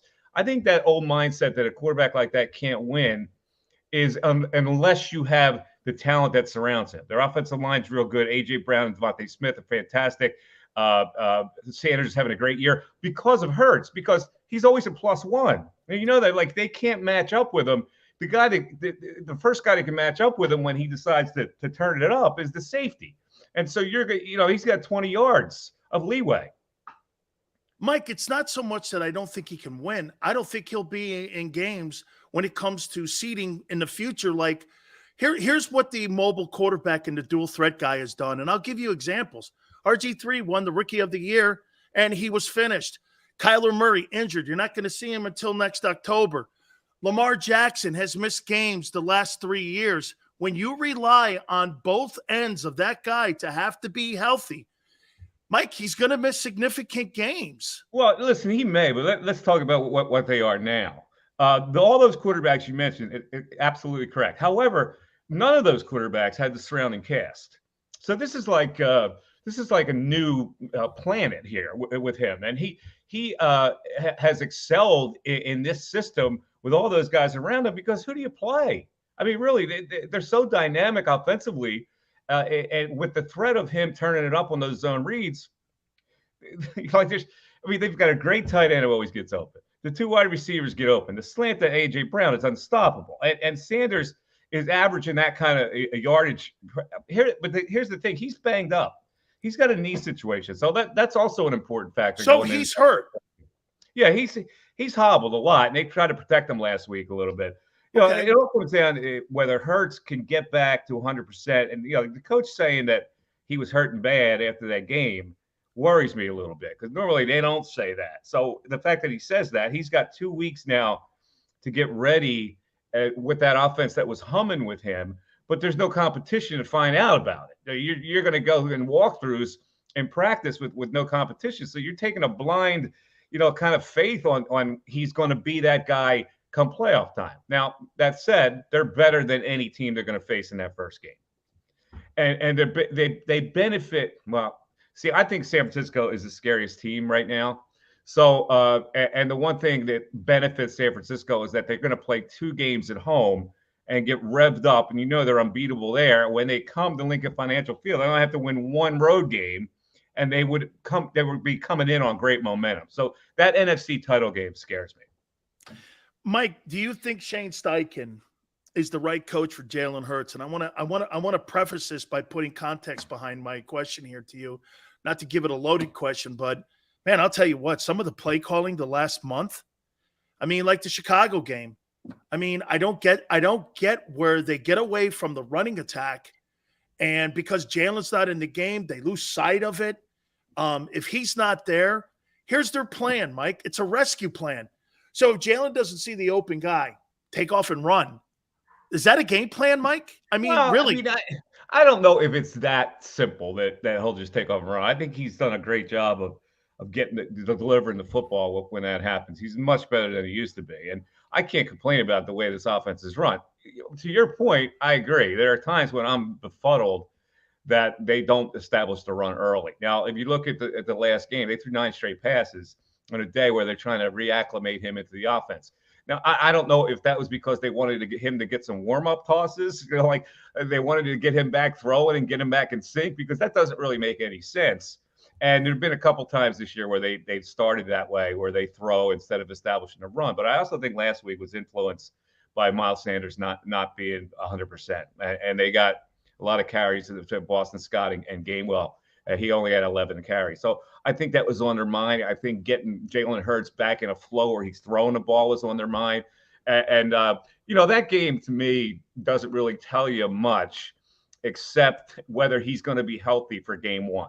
And if the coach saying he was hurting bad, I can't think that he's going to be like Mr. Superman in that first game. Mike, he's hurt really bad, and you're running quarterback sneaks. I mean, but he did it once. They ran it once. Still, normally I saw Patrick Mahomes. Listen, he was very cautious. They put it in his head. Get rid of the ball. If you run, get out of bounds. He did, for the most part, he did that. When he did run, he slid early. So that was in his head the whole time. Now, is it going to be in his head in that game? Because he's got to be with reckless abandon, Jalen, right? He can't be. Yeah. He can't have the mindset that, okay, I'm hurting, so I have to play this way. That's the thing that troubles me about this first game. Mike, going into the playoffs, who do you think was in better shape, the 2017 Eagles or the 2022 Eagles? Well, so if I got to tell you, that 2017 team, I was in wonderment every game because I didn't believe that they were that good. So I think this roster is much better. I think this offense is much more complete. The quarterback then was Nick Foles. He was on a roll. I always thought it was lightning in a bottle. I believe a little more in this team, except for the fact that the 49ers are just terroristic right now. And that just I'm trying to figure out what the line on that game would be.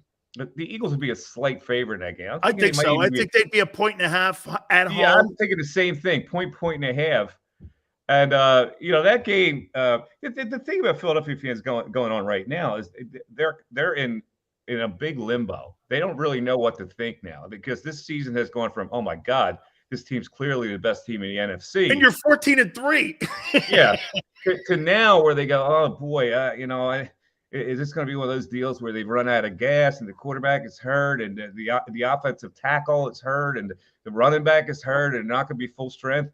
This is 2 weeks of agony. You thought, this bye week is supposed to have everybody relax. This is 2 weeks of agony for fans of the Eagles. And they had to play 60 minutes of football against giant scrubs. Yeah, that wasn't the plan.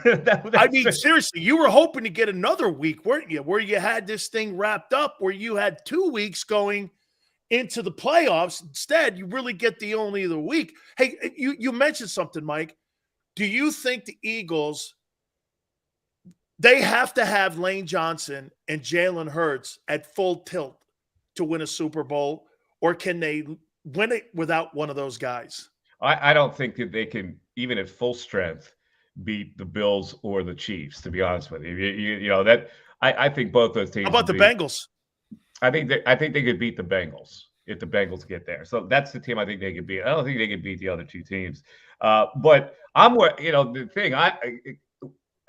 If Lane Johnson's not healthy and Jalen Hurts is not healthy, can they beat the 49ers to get there? That's what I'm looking at. I don't really think they can beat the Bills or Chiefs. But I'd like to see them get there for the sake of the city, just to have some excitement. And in that case, I think fans are realistic enough here. Like when the Phillies lost to the Astros, it stung a little bit, but most Philly fans were righteous about it. So, you know what? That team was probably better. And I think if they get to the Super Bowl and they play the Chiefs, certainly people are going to say, well, that team was just better. Absolutely.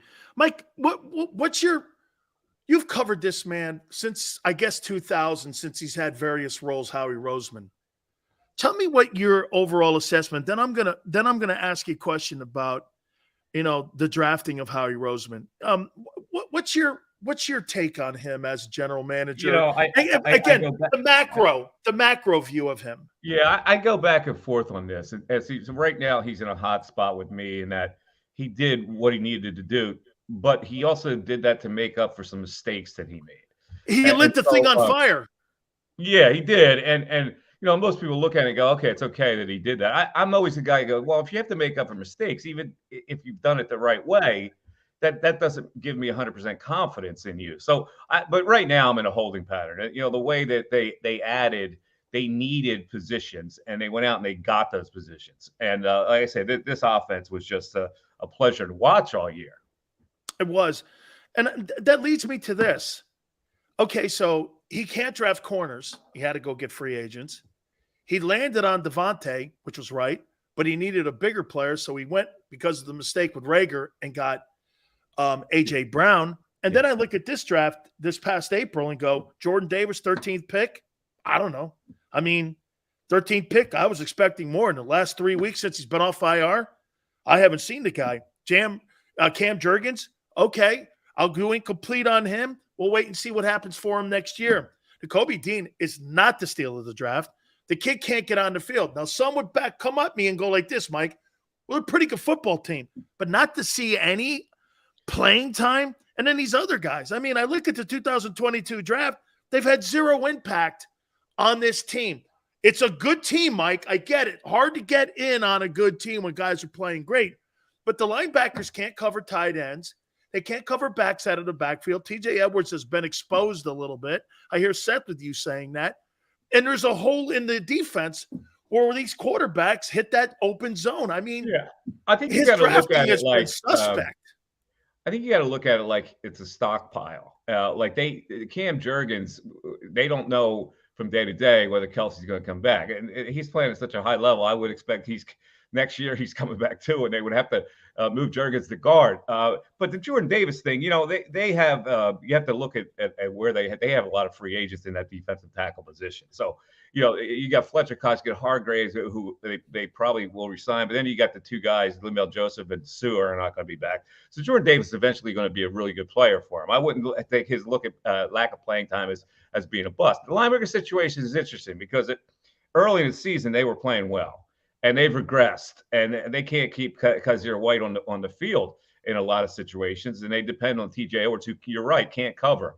So I don't know with the Kobe Dean. He must not show anything in practice. And I know he's smart, but he's a little undersized. Maybe he's a little slow. That's an interesting thing to watch on whether he's going to eventually help them. See, to me, I think you bring a guy, Shane, or if Gannon gets a job, you bring a guy like Lovey in, and I'll tell you why you bring a guy like Lovey in. Lovey worked with the Tampa too. This Kobe Dean looks like Derek Brooks, undersized guy when he came out of Florida State, Mike, 6'2", 205 kind of guy also, not very big. But in that Tampa too, they've got the components on that team, and they kind of run a variation of it. Now, they've had to play a 50 front because of the inability to stop the run, but you got to figure a way to get this kid on the field here. They're just getting nothing out of this. His drafting, I look at him and go, he's a really good deal maker, Mike, but I look at the Eagles and do this now. Is this team a one-year wonder? There's 15 free agents. Yeah, there's a lot of free agents, and they're going to have to replace, but they have good draft capital. So they do. Back to the question, it gets back to the question of whether he can execute that. But see, here's the thing, Dan. They're the number one seed, right? So I can't lament the fact that they haven't really gotten anything out of the draft picks. They've gotten enough out of them to proceed to be the number one seed. And I don't know if you complain about that. And no, Gannon, for all his I know, listen, I do the show with Seth, and he's a maniac when it comes to non-aggressive defense, as you know. But I look at it and I go, my God, they lead the league in sacks. He plays 4 down linemen, which puts less pressure on his back line, and they played well up until lately. Slay's hurt him lately. So that's another question going into that first game. But their point differential has been dominant. So I can't complain about the way they play defense right now. We'll see what happens. It comes down to, again, it comes down to Hurts being 100%, Lane Johnson being able to get through this, and Slay is going to have to play better. That's another key. 2 last questions for you, Mike. Dallas, the Bucks, the Giants. And get this, too. The Eagles won't know who they're going to play until Monday night. Okay, yeah. So they got to wait and see who is the better matchup, in your opinion, for them in the divisional round? I think it's the Giants. The Bucks probably, because I think the Bucks stink, but something keeps me from. You want to take a shot with Brady, though? Yeah, it's the Brady thing, so you'd rather stay away from that. But I think they stink. But the Giants, I think, would not come in here and win in that game. In fact, I think the Eagles would be like a 6-point favorite in that game. They'd be obviously maybe a 3-point favorite against Dallas. And probably 6-7 against Tampa Bay as well. But I'd like to see the Giants. They have familiarity with how to beat them, and I don't think Daniel Jones can beat them here. Final question for you. Do you think that in the offseason they extend Jalen Hurts? They make him go through the final year of his contract? Do they address it pre-draft, or do they wait to camp? Because, and Mike, the guy makes 1.4. He's the lowest paid guy in the offensive huddle, and it's why Howie can move around and do a lot of things. And if you give him the signing bonus now, it's a good sign because his agency's Clutch Sports. They're not taking Philly hometown deals. That organization doesn't take hometown deals for their clients. What's interesting about this is if they lose the first game and he doesn't play well, what does that do to his negotiating power? I think that they will try to extend him. In a way, they win both ways. If they get to the NFC title game with him, they'll justify an extension at a better price. If they lose, do they go to Clutch and go, well, we're still not sold, but we like to sign you to, we'll give you some guarantee here, but it's going to have to be at a lower price than, the rest of these premier quarterbacks. It might work, but they're shrewd that way. I'm pretty sure that they would like to get him under an extension, and it all depends on how this goes. So you think the playoff? They've got to win 2 games. If they win 2 games, how are you going to not extend them at a good price? So, Mike, you think his playoff, all the things that he did in the regular season, sets up now that conversation on what he does in the postseason? And you know what? Carson Wentz, if I'm not mistaken, Wentz didn't win the Super Bowl, but didn't they give him that contract in that Super Bowl year? So, what's the difference between Wentz and Hurts if they don't give him that contract? extension because they did it for Wentz. You're probably right, but they were so enamored with Wentz being the franchise guy from day one that they fell into that trap. Now Jalen is, he's had a great year. He would have been a contender for MVP if he didn't miss those 2 games. I would probably think that they would probably do the same thing that they did with Wentz. They're not in a position now where they can start over at that position. So I would think that they would do it, but maybe at a lesser price than the premier guys. $40 million? Yeah. Would they go to $40 million for him? I gotta be honest, I can't imagine that they would go there. But maybe they wouldn't have to. So you don't think they pay him Kyler Murray money? 46-1. Kyler Murray, that contract is out of whack. Dude, that whole organization's out of whack. Yeah, I mean, that was out of whack. That was the love of the coach and him. I don't know. I think it's a little different. But you might be right. I don't know. It's like he's got good leverage over him right now, but they've got good leverage too because they say, well, listen, this was a test on see how far you could get us. And, we were the best team in the NFC. And you didn't deliver in the playoffs. So, I don't know. Because, hey, Mike, real quick. The Dak Prescott deal, $45 million. He's won 1 playoff game, and he wins 12 games every year. He gets to the postseason. He shits the bed, Mike. I mean, if you're Jerry Jones, I want a cash refund on that, don't you? Yeah, you got me on that. I don't have an answer, but you're probably right about where that price is going to land if they decide to extend them. So it's going to be interesting. Mike, I appreciate it. Don't forget, everyone, make sure you catch Mike post-game show from Oceans Casino. Those guys do a spectacular job. I watch it all the time. Thank you so much, Mike. All right, Sills. Hey, make sure you tell my boy Joe Bell hi. Appreciate it.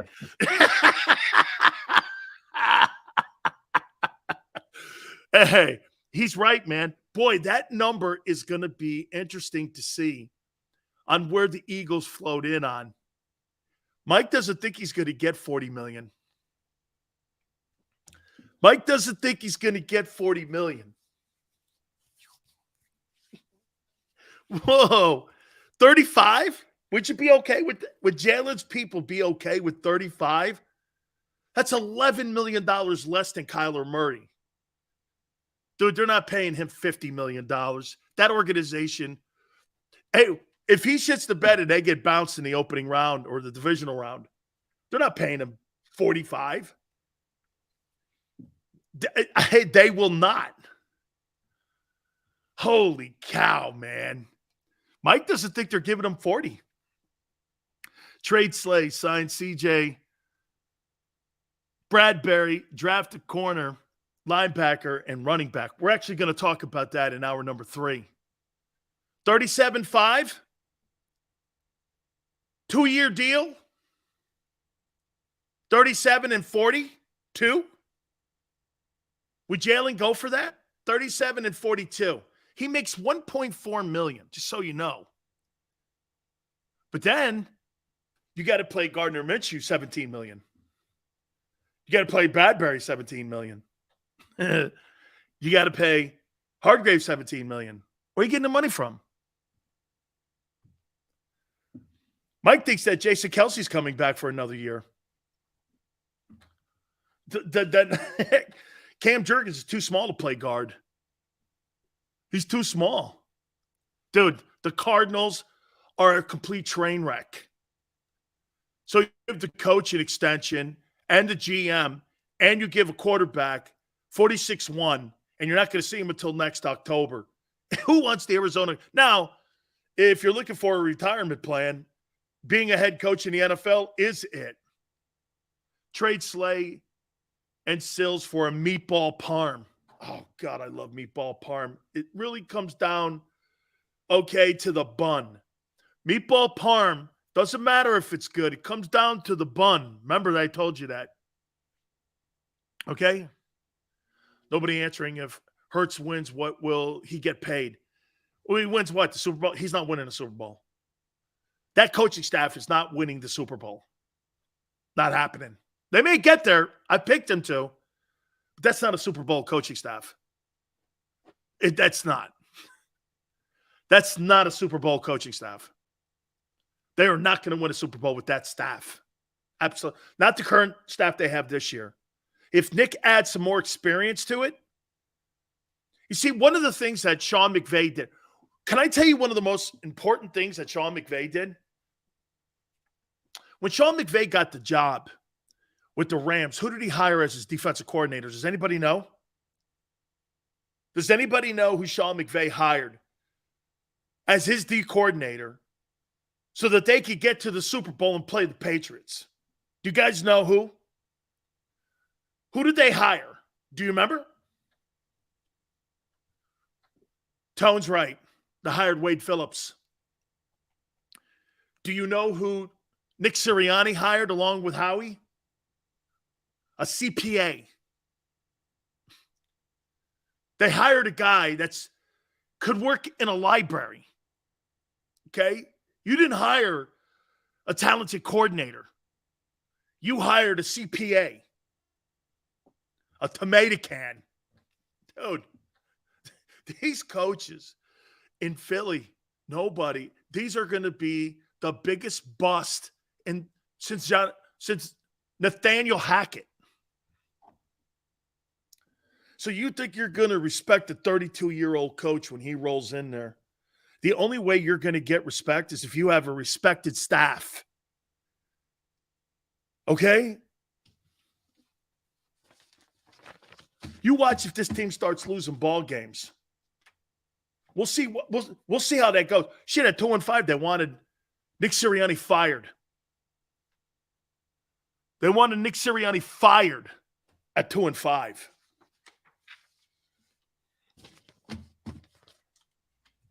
I would never trade Sills for anything.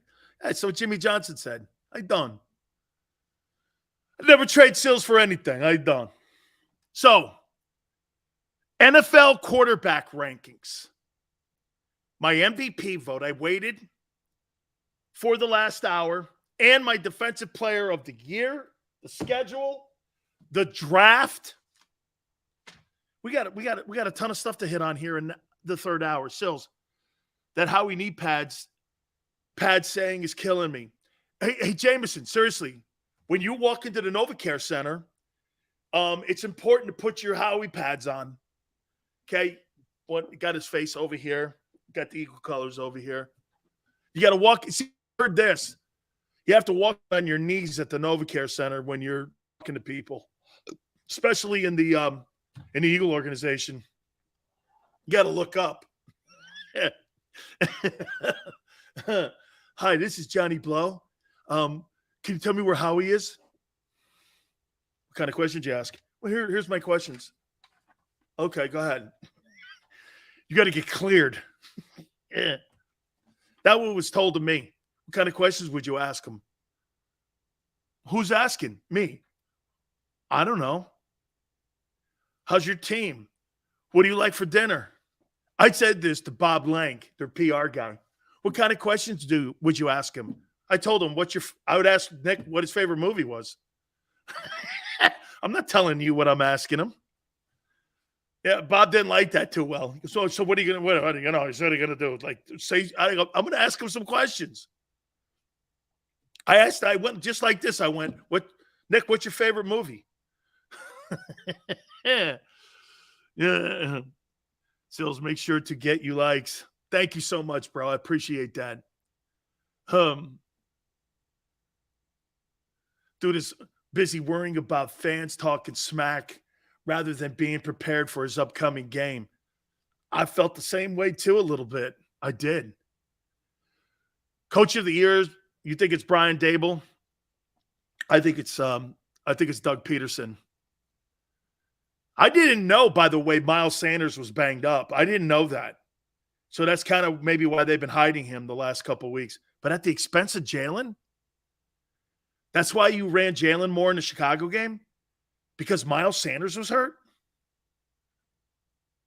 Who's more important, Miles Sanders or Jalen Hurts? You think that made sense? Yeah, so Mike said, well, yeah, Miles has been banged up. That's kind of why they've pulled back a little bit the last couple of weeks on him. So, okay, so you thought it was in the best interest to run Jalen Hurts in the Chicago game more than Miles Sanders? It just didn't make sense. It just didn't make sense. All right. We're going to open up with the MVP. My vote. I have to have it in by Thursday. Defensive Player of the Year will be next. The QB rankings, the weekend schedule, and also the NFL draft, where the Eagles are. I have a guy here, and I wonder if you'll go here with me on where Howie might go. Hit the like button. Hour number 3. Keep it here on the National Football Show, please. When it comes to the fight against insurance companies, large corporations, and the healthcare industry, injured victims are always the underdog. But that doesn't worry us. At Messon Associates, we're an injury law firm from Philadelphia, and we come to fight. Our clients know that they've got representation with a chip on its shoulder, and it's the same chip that makes Philly the toughest city in the country. Call 215-568-3500 or visit us online at messalaw.com. Messon Associates, the toughest injury firm in Philadelphia. Go for the beers, go for the cheers, go for the hit and the hits. Go for the scene, go for the screens, go for the gallery, go for the win. Go to Ocean.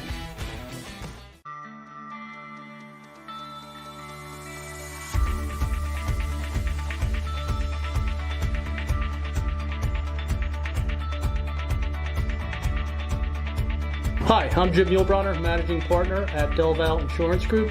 Give us a call. We're a local, knowledgeable agency, not an 800 number. Go Birds!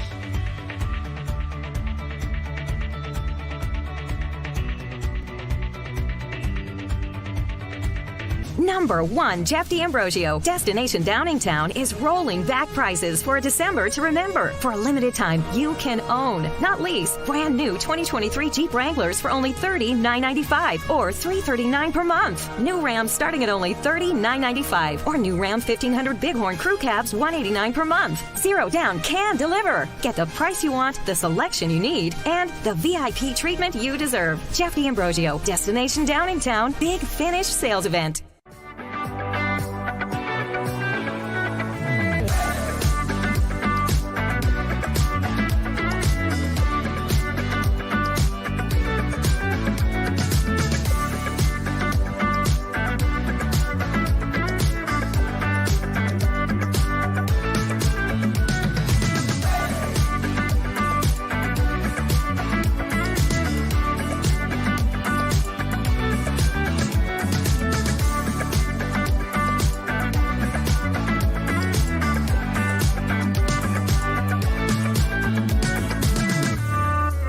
We all know that taxes are just part of life. It's true during our working years, but also in retirement. But what you might not know is up to 85% of your Social Security benefits might be taxed. Our team at Thrive Financial has helped retire thousands of people across the Delaware Valley by asking questions they never knew they needed to ask, including how their Social Security benefits might be taxed. It's time to be proactive on taxes. Get your Thrive Retirement Tax Playbook today.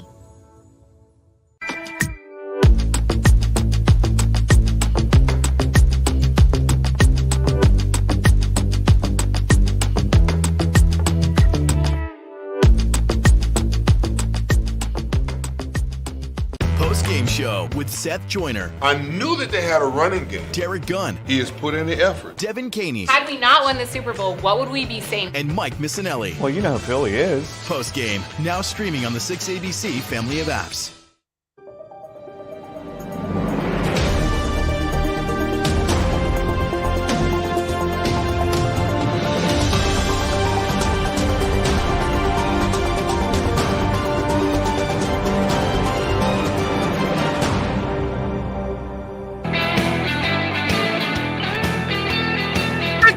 National Football Show, hour number 3. Please hit the like button.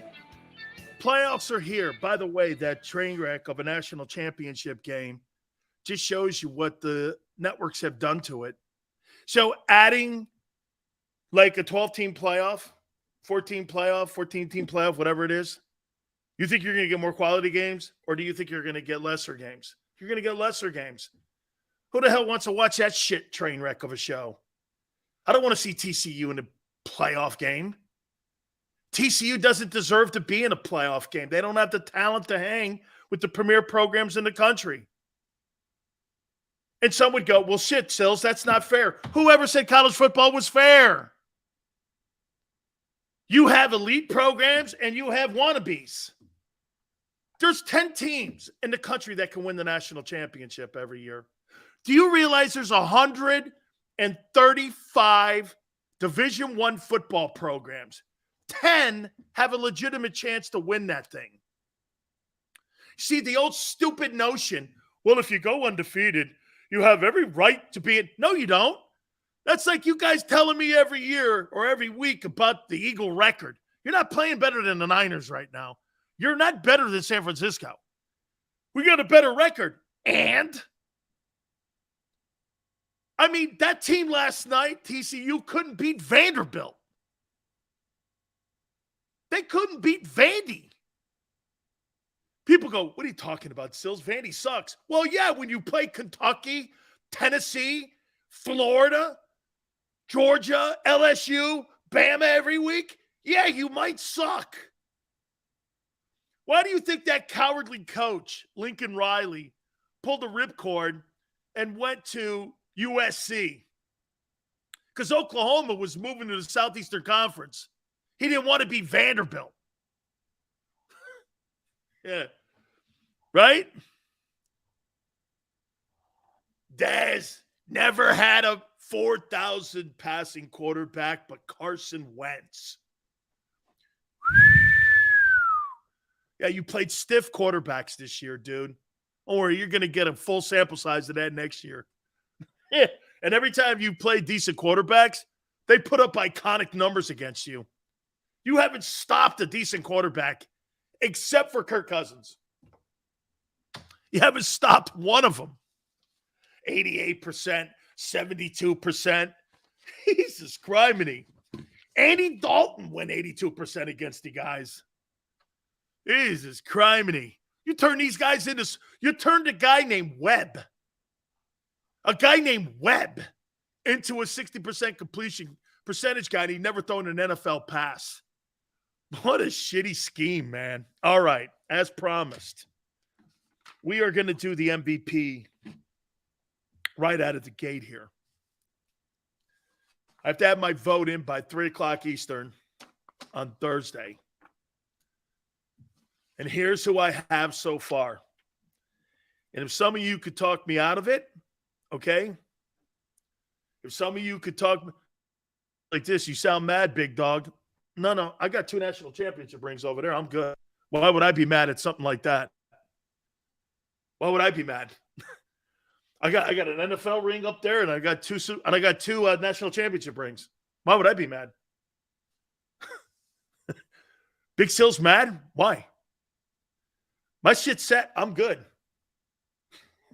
I'm good. Joe Burrow, Patrick Mahomes, pick your poison. That's what Xander says. Here we go. Here is my most valuable player. And here's who gets my vote. At 10, Nick Bosa, San Francisco 49ers. He's the best defensive player in the National Football League. He's played that way consistently. He's second in TFLs. He's got 17 sacks. Tremendous impact on what he's made to the best defense in the National Football League. And Nick Bosa is in the 10th spot for my ballot. Number 9, Tyreek Hill. Absolutely spectacular season the wide receiver has had. And get this, I have to admit I'm wrong. At the beginning of the season, I said Tyreek Hill's numbers would be down. Couldn't have been more wrong. He went to Miami, and he actually helped Tua Tagovailoa become a problem for the Dolphins on what to do with him in the offseason. Tua got him the football. Okay? 18.5 sacks. That's fantastic for Nick Bosa. Tyreek Hill's had a spectacular season. Number 8, This is to the credit of Doug Pederson. Trevor Lawrence, in my opinion, is in the 8th spot. Team won a division title. He had 27 touchdowns and 8 interceptions, 4,200 passing yards. Absolutely just revitalized a dying organization. They won their 4th division title in the club's history, and Trevor Lawrence led the way. Here's one of the guys that you build your football team around. That's the franchise quarterback. Number 7, Justin Herbert. Second fastest player in NFL history to 15,000 passing yards. I don't like the wobbling of the Chargers. I just don't. They wobble on defense, and that's supposed to be Brandon Staley's bread and butter. I think there's a coaching issue in Los Angeles with the Chargers. And to me, Sean Payton and Justin Herbert, I think could do magical things together. I think that's the job, not the Denver Bronco job, that Sean Payton covets. It's in Los Angeles. He wants to be in a bigger market like that. Plus, you have a big arm. There is no doubt. Here's another guy you want to build your football team around. And Justin Herbert, a big-time talent. Number 6, guy who actually had a better passing season statistically, or according to Tone, technically, than Jalen Hurts.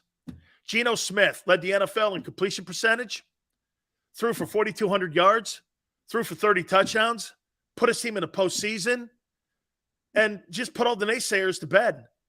I thought the Seahawks were going to be the worst team in the NFL. The Seahawks are a playoff team because of Geno. Okay? Geno Smith has had an absolutely spectacular year. Spectacular year. Now we're getting into the top 5. Justin Jefferson, the guy that Howie missed. I should call him Justin Rager Jefferson. Iconic season. He's putting years up. Can I tell you who I compare him to? The Philadelphia Eagles passed on Megatron. Put that back for safekeeping. You passed on Megatron. Okay? You passed on Megatron. Jefferson's a talent. He's one of the best wide receiving talents I've seen since Randy Moss. What a player. Number 4.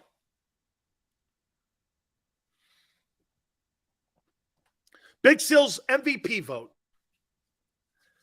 Number 4. Who do you think should be at 4? So far, 10. Nick Bosa, Tyreek Hill at 9, Dolphins. Trevor Lawrence, Jags at 8. Justin Herbert, Chargers 7. Geno Smith, 6. Seahawks. Justin Jefferson, Vikings 5. Who's 4?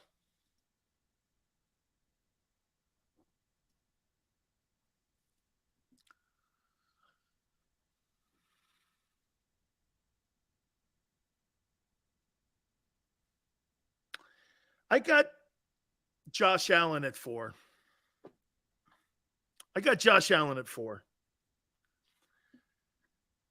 See, I think these 4 guys, I think, actually, of the 4 guys, I think 3 of them are kind of close.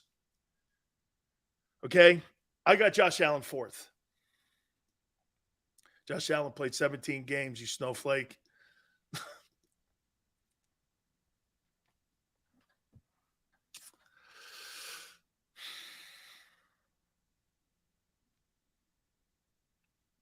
I got Jalen Hurts 3rd.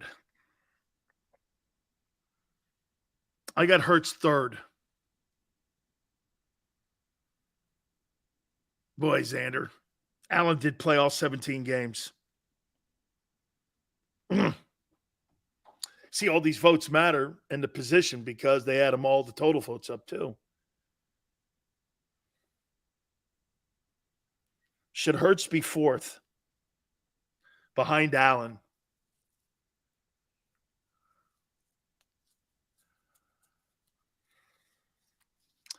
I got Joe Burrow 2. I think if Burrow beats Allen on that Monday night game last week, I think he passes Mahomes. But Mahomes has had he won 14 ball games too. I got Mahomes 1, Burrow 2, Hurts 3, Allen 4, Justin Jefferson 5, Geno Smith 6, Justin Herbert 7, Trevor Lawrence 8, Tyreek Hill 9, Nick Bosa 10. Now I do go back and I'm looking at Hurts and Allen. Should Jalen be fourth?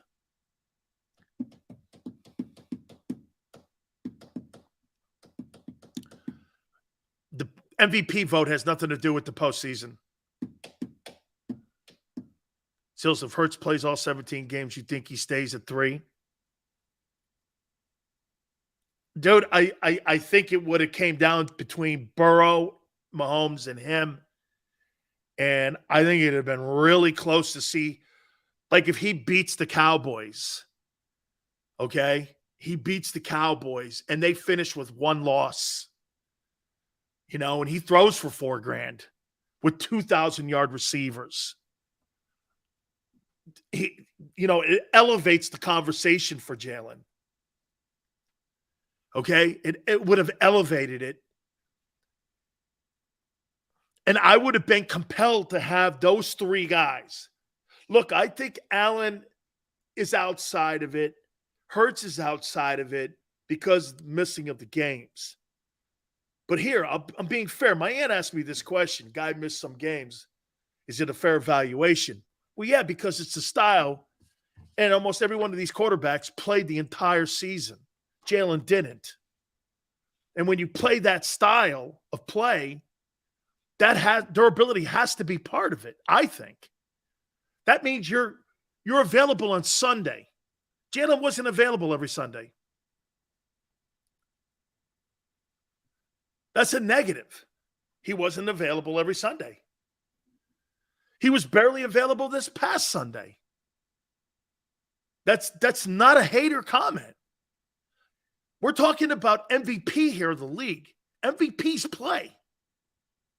Jalen put an MVP moment together because he had to play. Because the coaches couldn't finish off team, and you couldn't finish off the JV Giants. Dude, this has nothing to do with the player accountability here. This is how the coaches went down this.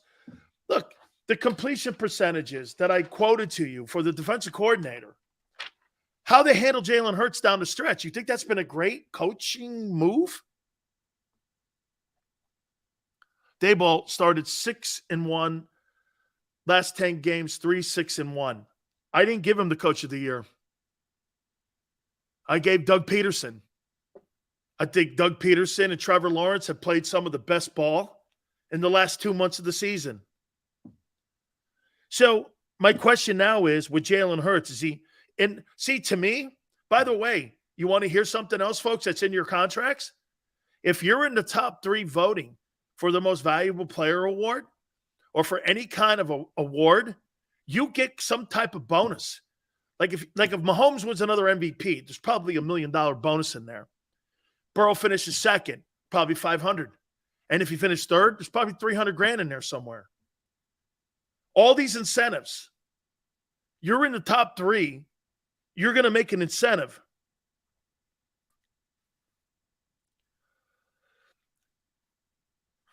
Boy, Xander's right, man. Hurts might be 4th. Hey, you want to hear something? Watch this. What does this list tell you, though, whether he's 3rd or 4th? What does this list tell you? There's not another NFC quarterback that's ahead of him. I said this yesterday, and I'll continue to say this again. I think there should be 2 MVPs, AFC, NFC. And if we're going down that route, Jalen Hurts is the most valuable player because it's personally, I think it's between him, Justin Jefferson, and Nick Bosa for the MVP in the NFC. Geno Smith too. But he would beat those guys out. He'd beat them dudes out. Are coaches getting MVP? I don't know that. Hurts has gotten better. Without a doubt. That's why he's in the conversation here. Dude, watch this. Guy just said Hurts is getting better. Well, yeah, when we're talking about him in the top 3 conversations for the MVP of the league, you think? Hurts more valuable to team. If Hurts played for Bills, Chiefs, Bengals, all 3 of those teams will better run game and defense. If Hurts was on any one of those other teams, they'd go nowhere. Jalen Hurts and that offense has been built around him, plain and simple. Okay? Now, if you're paying Jalen Hurts $1.4 million, yeah, he could probably go to those places.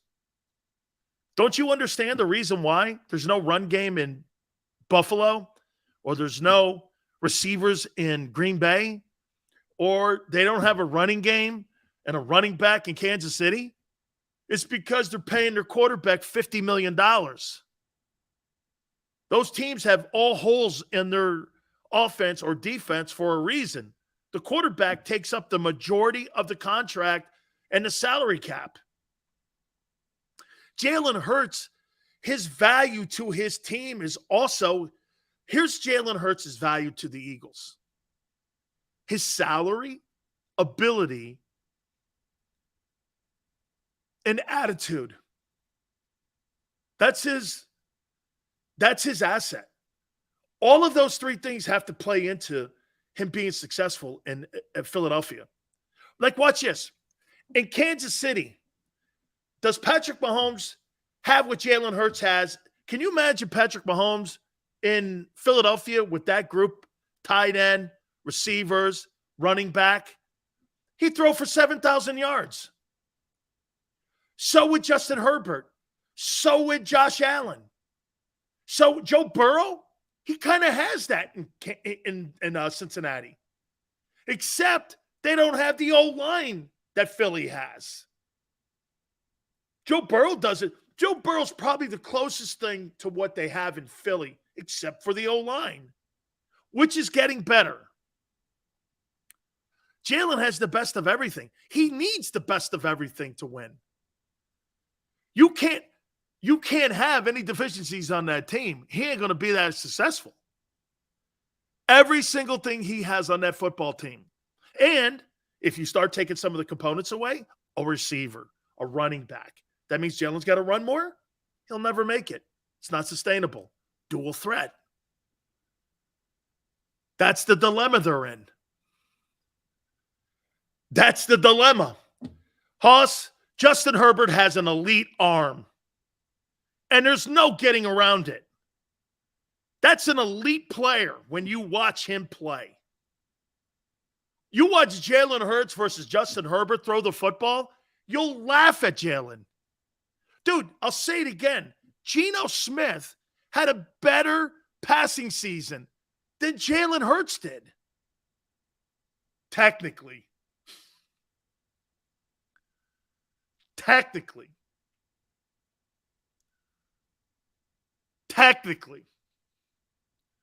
There's not one statistic offensively throwing the football that Hurts beat Geno in. Not one. Led the NFL in completion percentage on top of that. 70%. Not close. Hurts is the dual threat guy thing. He's not a pocket passer like that. And he gets open because of the fear of him breaking out in the perimeter, not because of his fabulous arm. As I said, he'll never throw for 4K in his career. Does he have the ability? Yeah. Will he? No. It's not sustainable. Technically. I love that technically. Chalk it up. Technically. Technically. QB rating. Yeah, by 1 percentage point. Congratulations. Geno dominated Jalen in every passing statistic. Every one of them. Every one of them.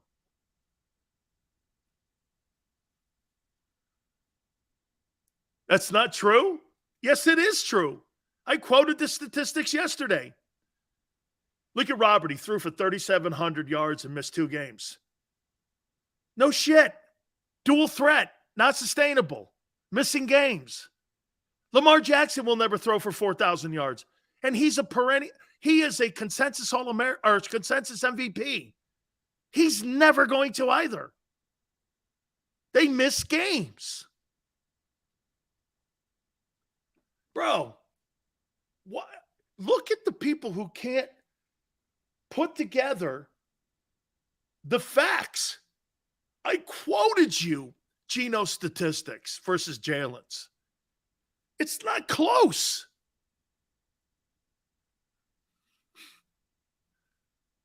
It's not.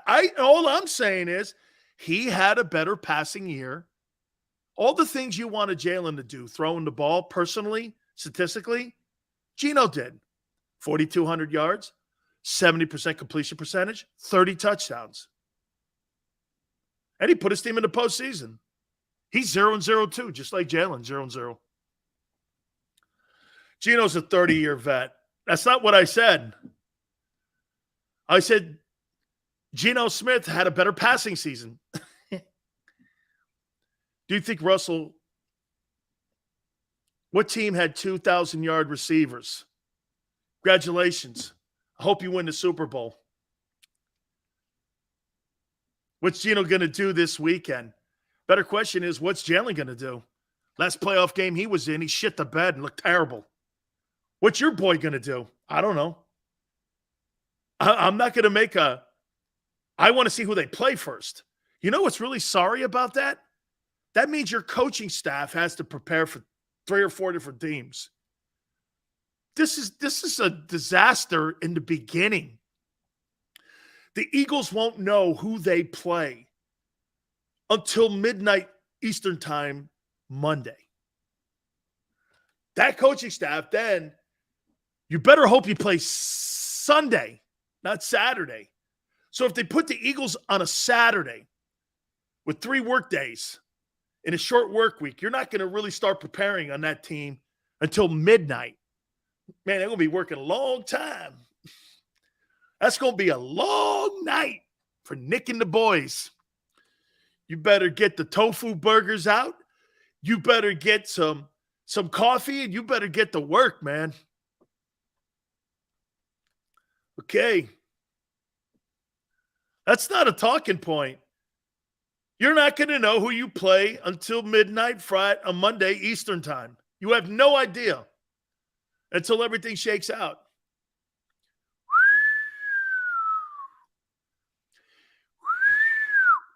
What did Geno do in his rookie contract? Okay, how about if I do this? Trevor Lawrence blew his doors off too.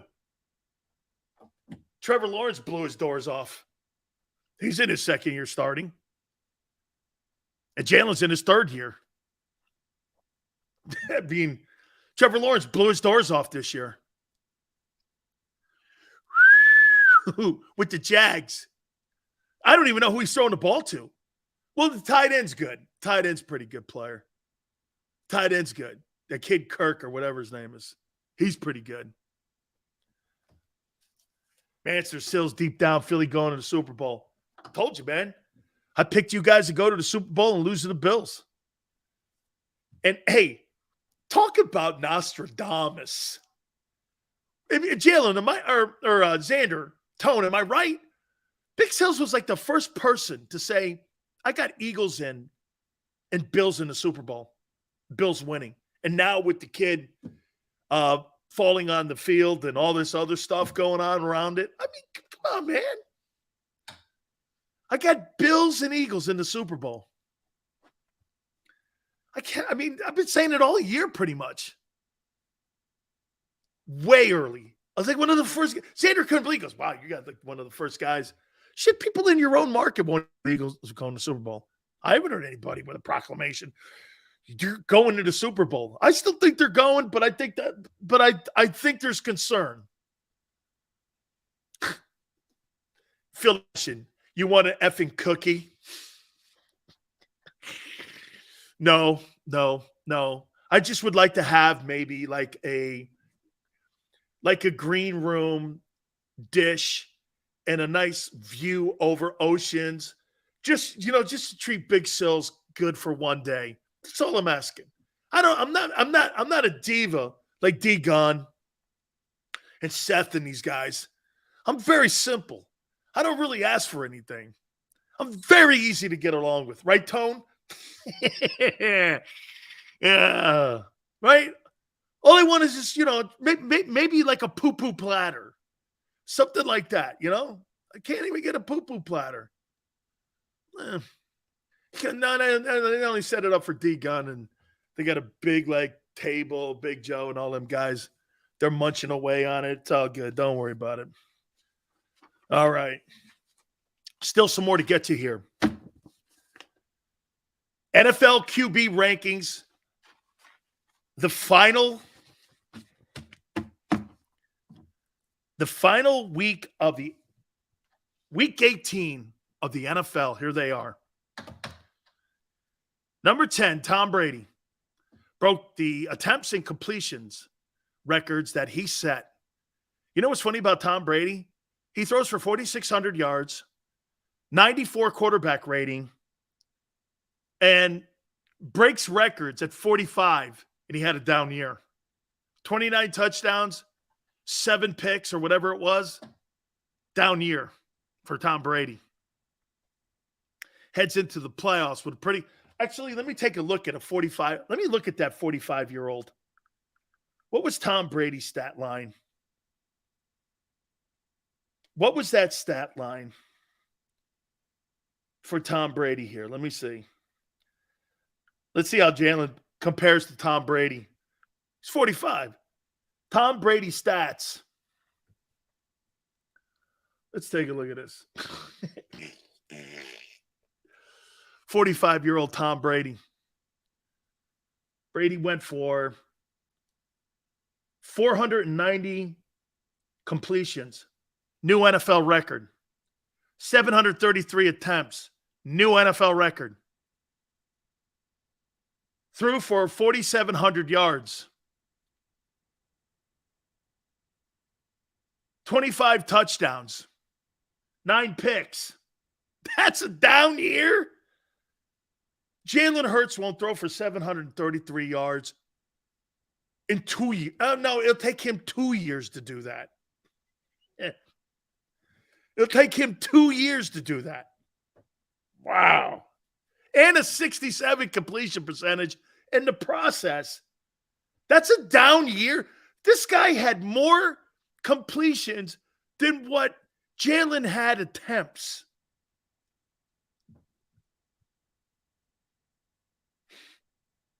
Wow. Number 9, Geno Smith. Fantastic season he had. I have him number 9. Number 8, let's take a look at Justin Herbert's season. Justin Herbert, since these guys think he sucks and shit. Justin Herbert's stats. They say this guy sucks. Let's see how much he sucked. Let's see how much Herbert sucked this year. Let's take a look at this. 3rd year in the league. Justin Herbert's got 14,000 yards, 94 touchdowns, 35 interceptions. He threw for 4,800 yards, 700 attempts, 477 completions, 68.2 completion percentage. Yeah, he sucks. Justin Herbert, number 8. Justin Herbert sucks. Number 7, did Jared Goff outplay Hurts too, passing the ball? Let's see. Jared Goff stats. Let's take a look at this. Yeah, Jalen had 6 picks, throwing half the attempts of Brady. Half the attempts. Brady threw the ball 800 times. Your guy threw it 425. Half the attempts. He only had 6 picks. Yeah, you don't throw the ball a lot in Philly. Let's see. Jared Goff. Don't tell me he outplayed Jalen too. Jared Goff had 4,438, 29 touchdowns, 7 interceptions, 382 completions, and 587 in attempts. Jared Goff had a better passing year than Jalen Hurts did.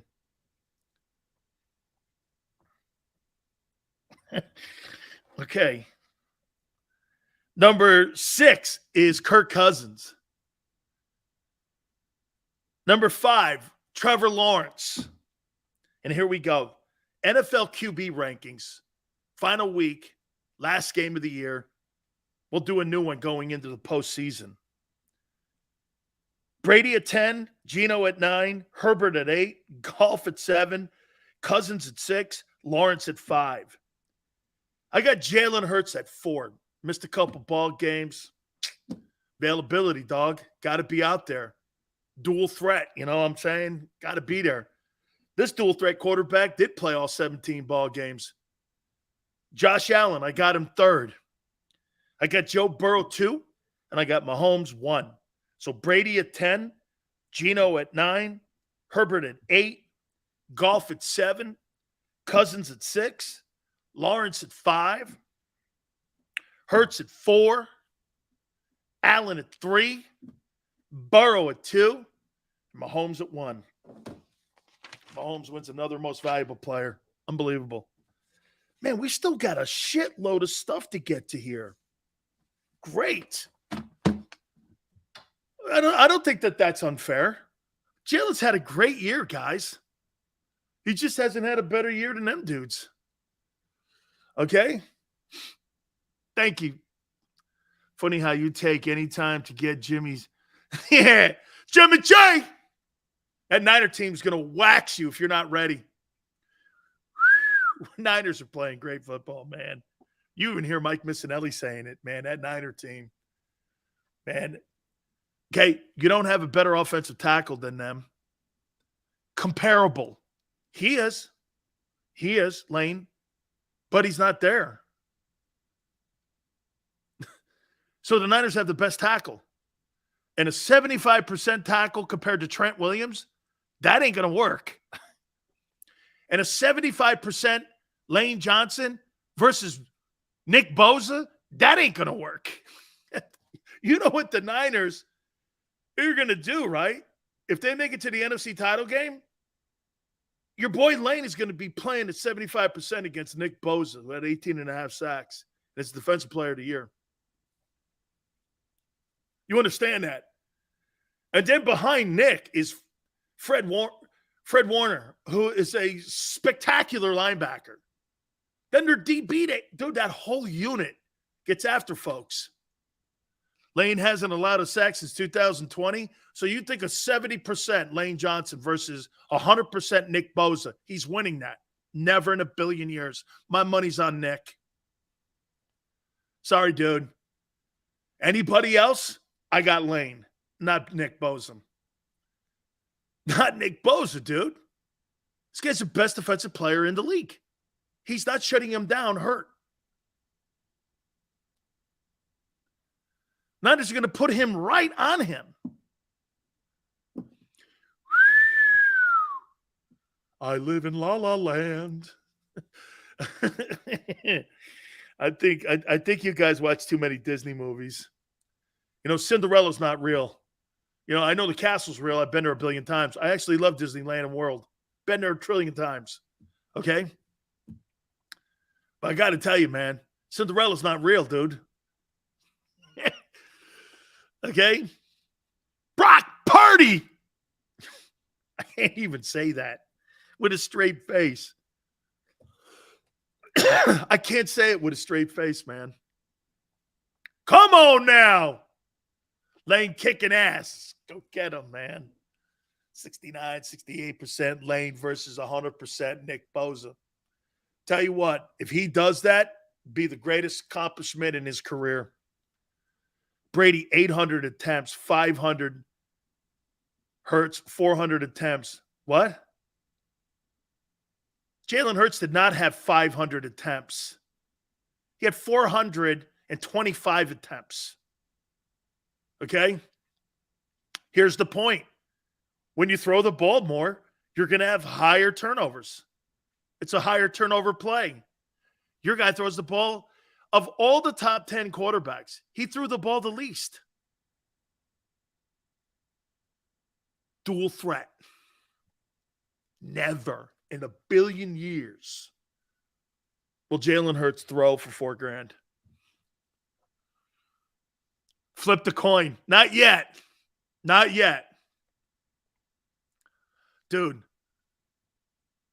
Hufanga? Is that how you say it, Jesse? Wow. Hey, by the way, what do you guys think it is? Jesse Bates is going to be a free agent in the offseason. You think Howie should make a play for them with Cincinnati, with Duke Tobin?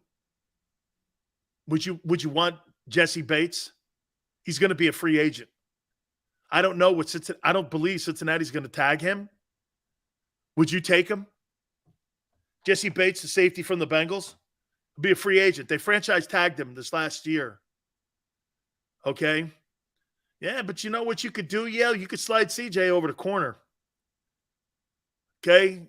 You could slide him over the corner. Just throwing, just spitballing here. That's all. He's a good football player, Jesse Bates. One of the top safeties, and you got a hole at safety. And playing a slot corner, I think it will cost $18 million to get Bates. I think it will. Defensive Player of the Year. Okay? No.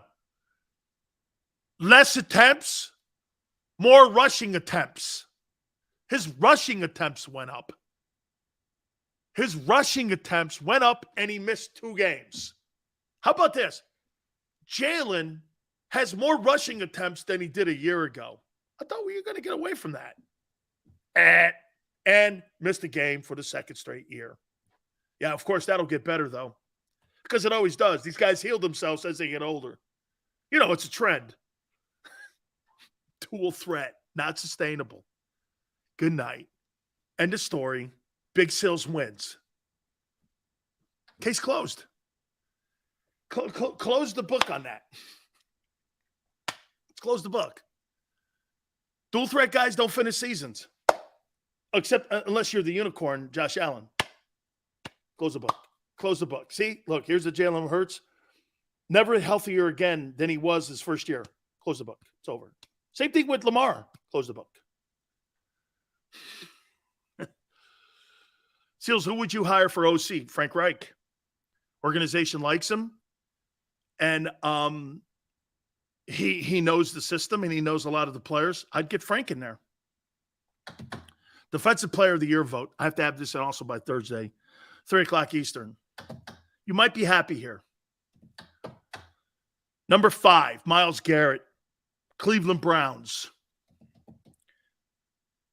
Number 4, Micah Parsons, Cowboys. Sorry, dude. You went from 1 3 months ago to 4. You did not have a very good year, in my opinion. You were a no-show for 3 months. A complete no-show. Hassan Reddick, number 3, Philadelphia Eagles. Big Sale's wrong. Close the book. Then again, I'm not wrong really on how he plays. I'm not going to dissect it and change the narrative and the goalpost so it fits my narrative like other dudes do. But what he was brought in to do, he did. So we'll leave it there. Okay? Great season. That's right, yo. I got Max Crosby, number 2, Raiders. He had a great year. You'd never know it. And I got Nick Bosa, the Defensive Player of the Year, going against Lane in the NFC Championship game at Lincoln Financial. And Lane is injured. Man, I'd love to see Lane healthy going again. That would be iconic. Okay? That would be iconic. If Lane was completely healthy. Okay, if he was completely healthy. By the way, do you think they need Lane Johnson in the divisional round to advance to the NFC Championship game? Would you rest Lane? Would you rest him? Hassan Reddick going to be number one with the most sacks against Bosa after the playoffs? Okay. Right, you keep Hassan, I'll keep Nick. I'm good with Nick. Okay, I'm good with Nick.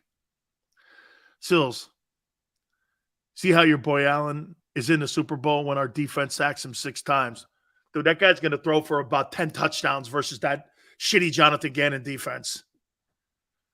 I mean, you turn Andy Dalton into an 88% completion percentage guy. And some dude named Richmond Webb or Spider Webb or Spider Rico. What's his name? What was the guy's name? His name was Spider Rico.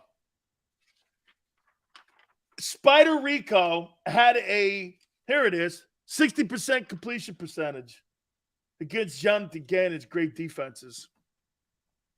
Spider Rico. Who'd you coordinate against? Andy Dalton. Well, how'd you do? Well, he went for 82%. Excuse me. Yeah, 82%. How did Dak do? He threw for 77%. How did Daniel Dimes Jones do? He threw for 67%. How did Aaron Rodgers do? He threw for 70%. How did Matt Ryan do? Washed up Matt Ryan threw for 72%. Jesus Christ, this is since week 11. Since week 11, those are the percentages of the quarterbacks that Gannon has played against. So when you play against Tom Brady, man, I hope you don't run into that guy because there could be a problem there. Brady throws at 70% as an average every game against Jonathan Gannon. Dude, that guy will throw for 100%. Shit, Andy Dalton was 13-13 to open the game 2 weeks ago. Oh, man. Please, God, don't run into Brady. Hey, don't run into Brady. Don't run into Brady is all I'm going to say. Just don't run into Brady. All right, let me take a timeout. Please hit the like button. Keep it here on the National Football Show. When it comes to the fight against insurance companies, large corporations, and the healthcare industry, injured victims are always the underdog.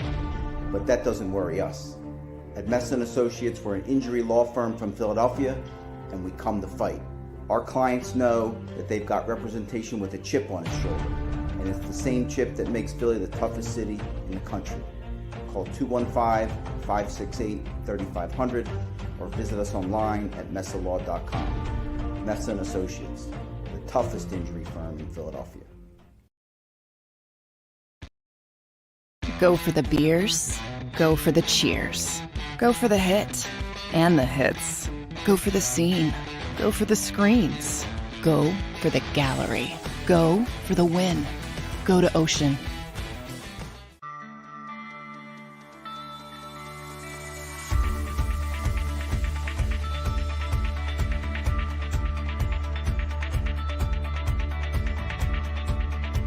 Hi, I'm Jim Muehlbronner, Managing Partner at Delval Insurance Group.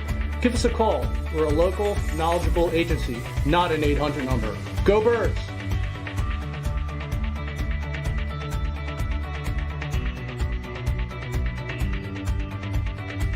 Number 1, Jeff D'Ambrosio. Destination Downingtown is rolling back prices for a December to remember. For a limited time, you can own, not lease, brand new 2023 Jeep Wranglers for only $30,995 or $339 per month. New Rams starting at only $30,995 or new Ram 1500 Bighorn Crew Cabs $189 per month. Zero down can deliver. Get the price you want, the selection you need, and the VIP treatment you deserve. Jeff D'Ambrosio, Destination Downingtown, Big Finish Sales Event.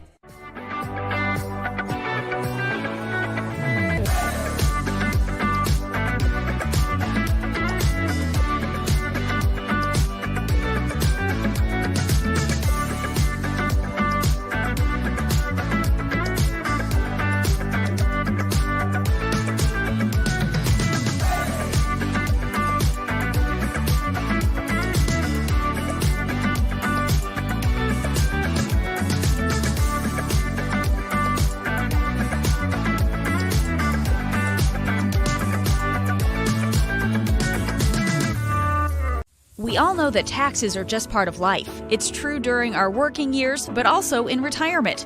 But what you might not know is up to 85% of your Social Security benefits might be taxed. Our team at Thrive Financial has helped retire thousands of people across the Delaware Valley by asking questions they never knew they needed to ask, including how their Social Security benefits might be taxed. It's time to be proactive on taxes. Get your Thrive Retirement Tax Playbook today.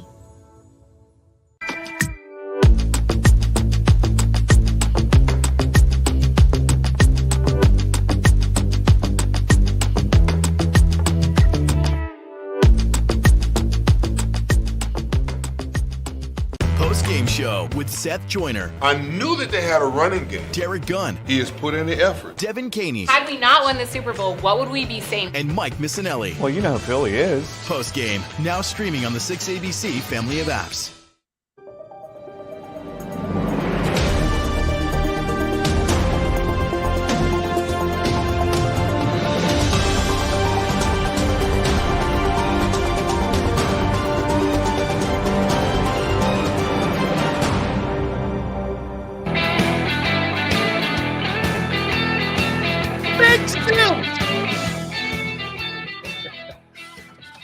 Oh, man, there's only one place I could be obnoxious, and of course it's in the city of brotherly love. It's the only place that works. Everyone else, okay, so, he's in. But you do have your fair group of snowflakes too, though. Some of them are at the NovaCare Center too. I mean, we can't tell these guys this. Boy, I tell you, man, at least 5% of the Eagle fan base are snowflakes. We'll go there with that. I'm comfortable saying that. Hey, Dan, how do the Seahawks beat the 49ers on Saturday? I think you got to make plays in special teams. Dude, the 49ers, man, they're a dominant football team. They can't, like what happened last night to TCU. What happened to TCU last night, they lost the line of scrimmages. Georgia beat the shit out of them at the line of scrimmage. They just beat them up, both offense and defensively. It was no contest. And that's kind of what the Eagles used to do. They're kind of not doing that right now because of injuries. 49ers are playing Eagle football right now. Okay, you're not asking Brock Purdy to be insane, even though he's making plays and completion. Okay? Maniac. Yeah, Maniac. You sound like a snowflake.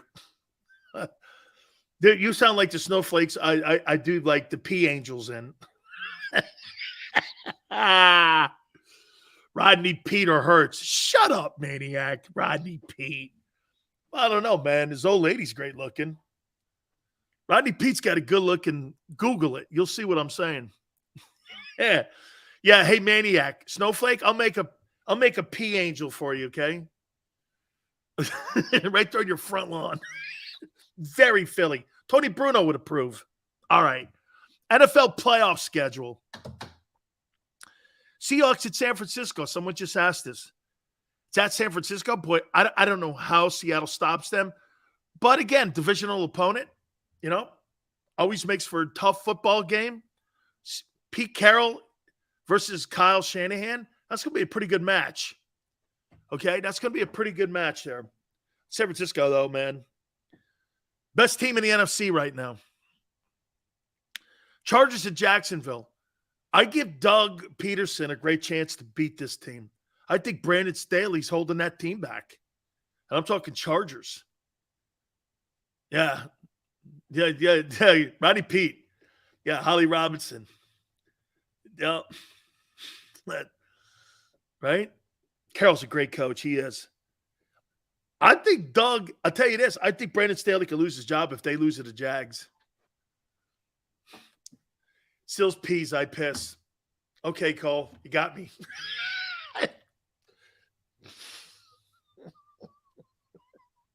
What's next? I sit down to pee? Hey, okay. Fair enough. Pee pit. Okay. I had my man card just for a second remotely yanked from me. Can I say that? I think. So yes, I just had my man card, old Cole, taken away from me for a tad. I have to go sit in the corner with a dunce hat on. Sunday, Miami at Buffalo. Do you play Tua? Do you play Tua? You ain't beating him with Teddy Bridgewater in Buffalo. You see that place this last weekend? That kid Hines ran those 2 kickoffs back. And that's a buzzsaw, man. Dolphins are going to get destroyed. Plus, it's cold. It's Miami. You're going up there. Not a chance in hell, right? Giants at Minnesota. You think the Gigantes can upset Minnesota at Minnesota? It's a 4:30 Fox game. It's Kirk Cousins. It's almost nighttime, right? It's like a 4:30 game. He's getting close to night. So I think the Giants can beat them. Okay? Right? It's 4:30. So it's kind of nighttime. Baltimore at Cincinnati. You hearing this one? Lamar Jackson's going to play. So you got Lamar Jackson versus Joe Burrow.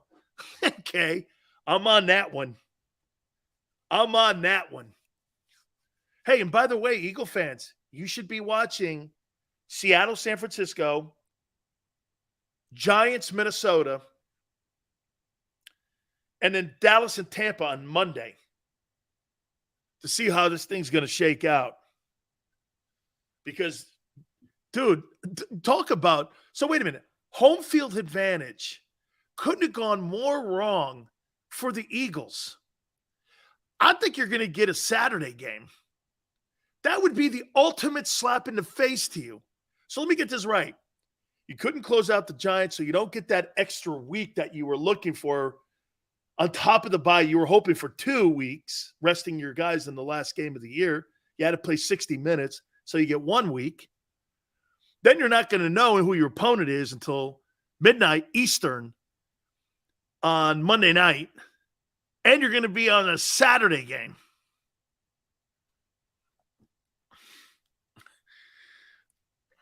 And you're going to have 3 days to prepare because you got to travel Friday. Yeah. You get 3 days to prepare for Brady. I don't think you'd be playing Brady, though, because they're a division winner. Division winners won't play. You'll play the wild card. Now, if Dallas beats Tampa, you might get the Cowboys. Because you won't get Minnesota. If Minnesota wins, beats the Giants, you won't get the Vikings. You're going to play the Cowboys or you're going to play the Cowboys or the Giants. You're going to play the Cowboys or the Giants. Or no, because you won't play Brady in that divisional round. Because you got the number 1 seed, you'll play a wild card team. So you won't play Minnesota, you won't play Tampa if they win. And if all 3 win, San Francisco, Minnesota, Tampa Bay, you would play Brady. Because you'd play the lesser of the division winners. And wait a minute. Okay, so there's a chance you could play Brady in the divisional round still. If San Fran wins, Minnesota wins, and the Bucks win. Okay? Get this. San Fran's the 2nd seed. Minnesota's the 3rd seed. Tampa's the 4th seed. Okay? You would play the Bucks and Brady at Lincoln Financial. And if Dallas beats Tampa Bay, you'll play the Dallas Cowboys. And I don't know, on a Saturday. Oh, man. Bring it. Bring it. You want Brady, right? And his 38 wins in the postseason. I don't know. Brady's had a great year. Team sucks. Brady's had a great year, man. I think Tom Brady's going to – personally, I think Tom Brady, you put him in San Francisco. You imagine Tom Brady closing his career out in San Francisco with that team, they're going undefeated. They're going undefeated. You may actually, if San Fran wins, they're the 2. Minnesota wins, they're the 3. If the Bucks win, they're the 4. You would play the Bucks, Lincoln Financial, because the Bucks play. No, you'd play a Sunday if you played the Bucks, because the Buccaneers are playing Monday night. They're not going to shortchange them like that. They would play the Bucks on a Sunday, plus for TV.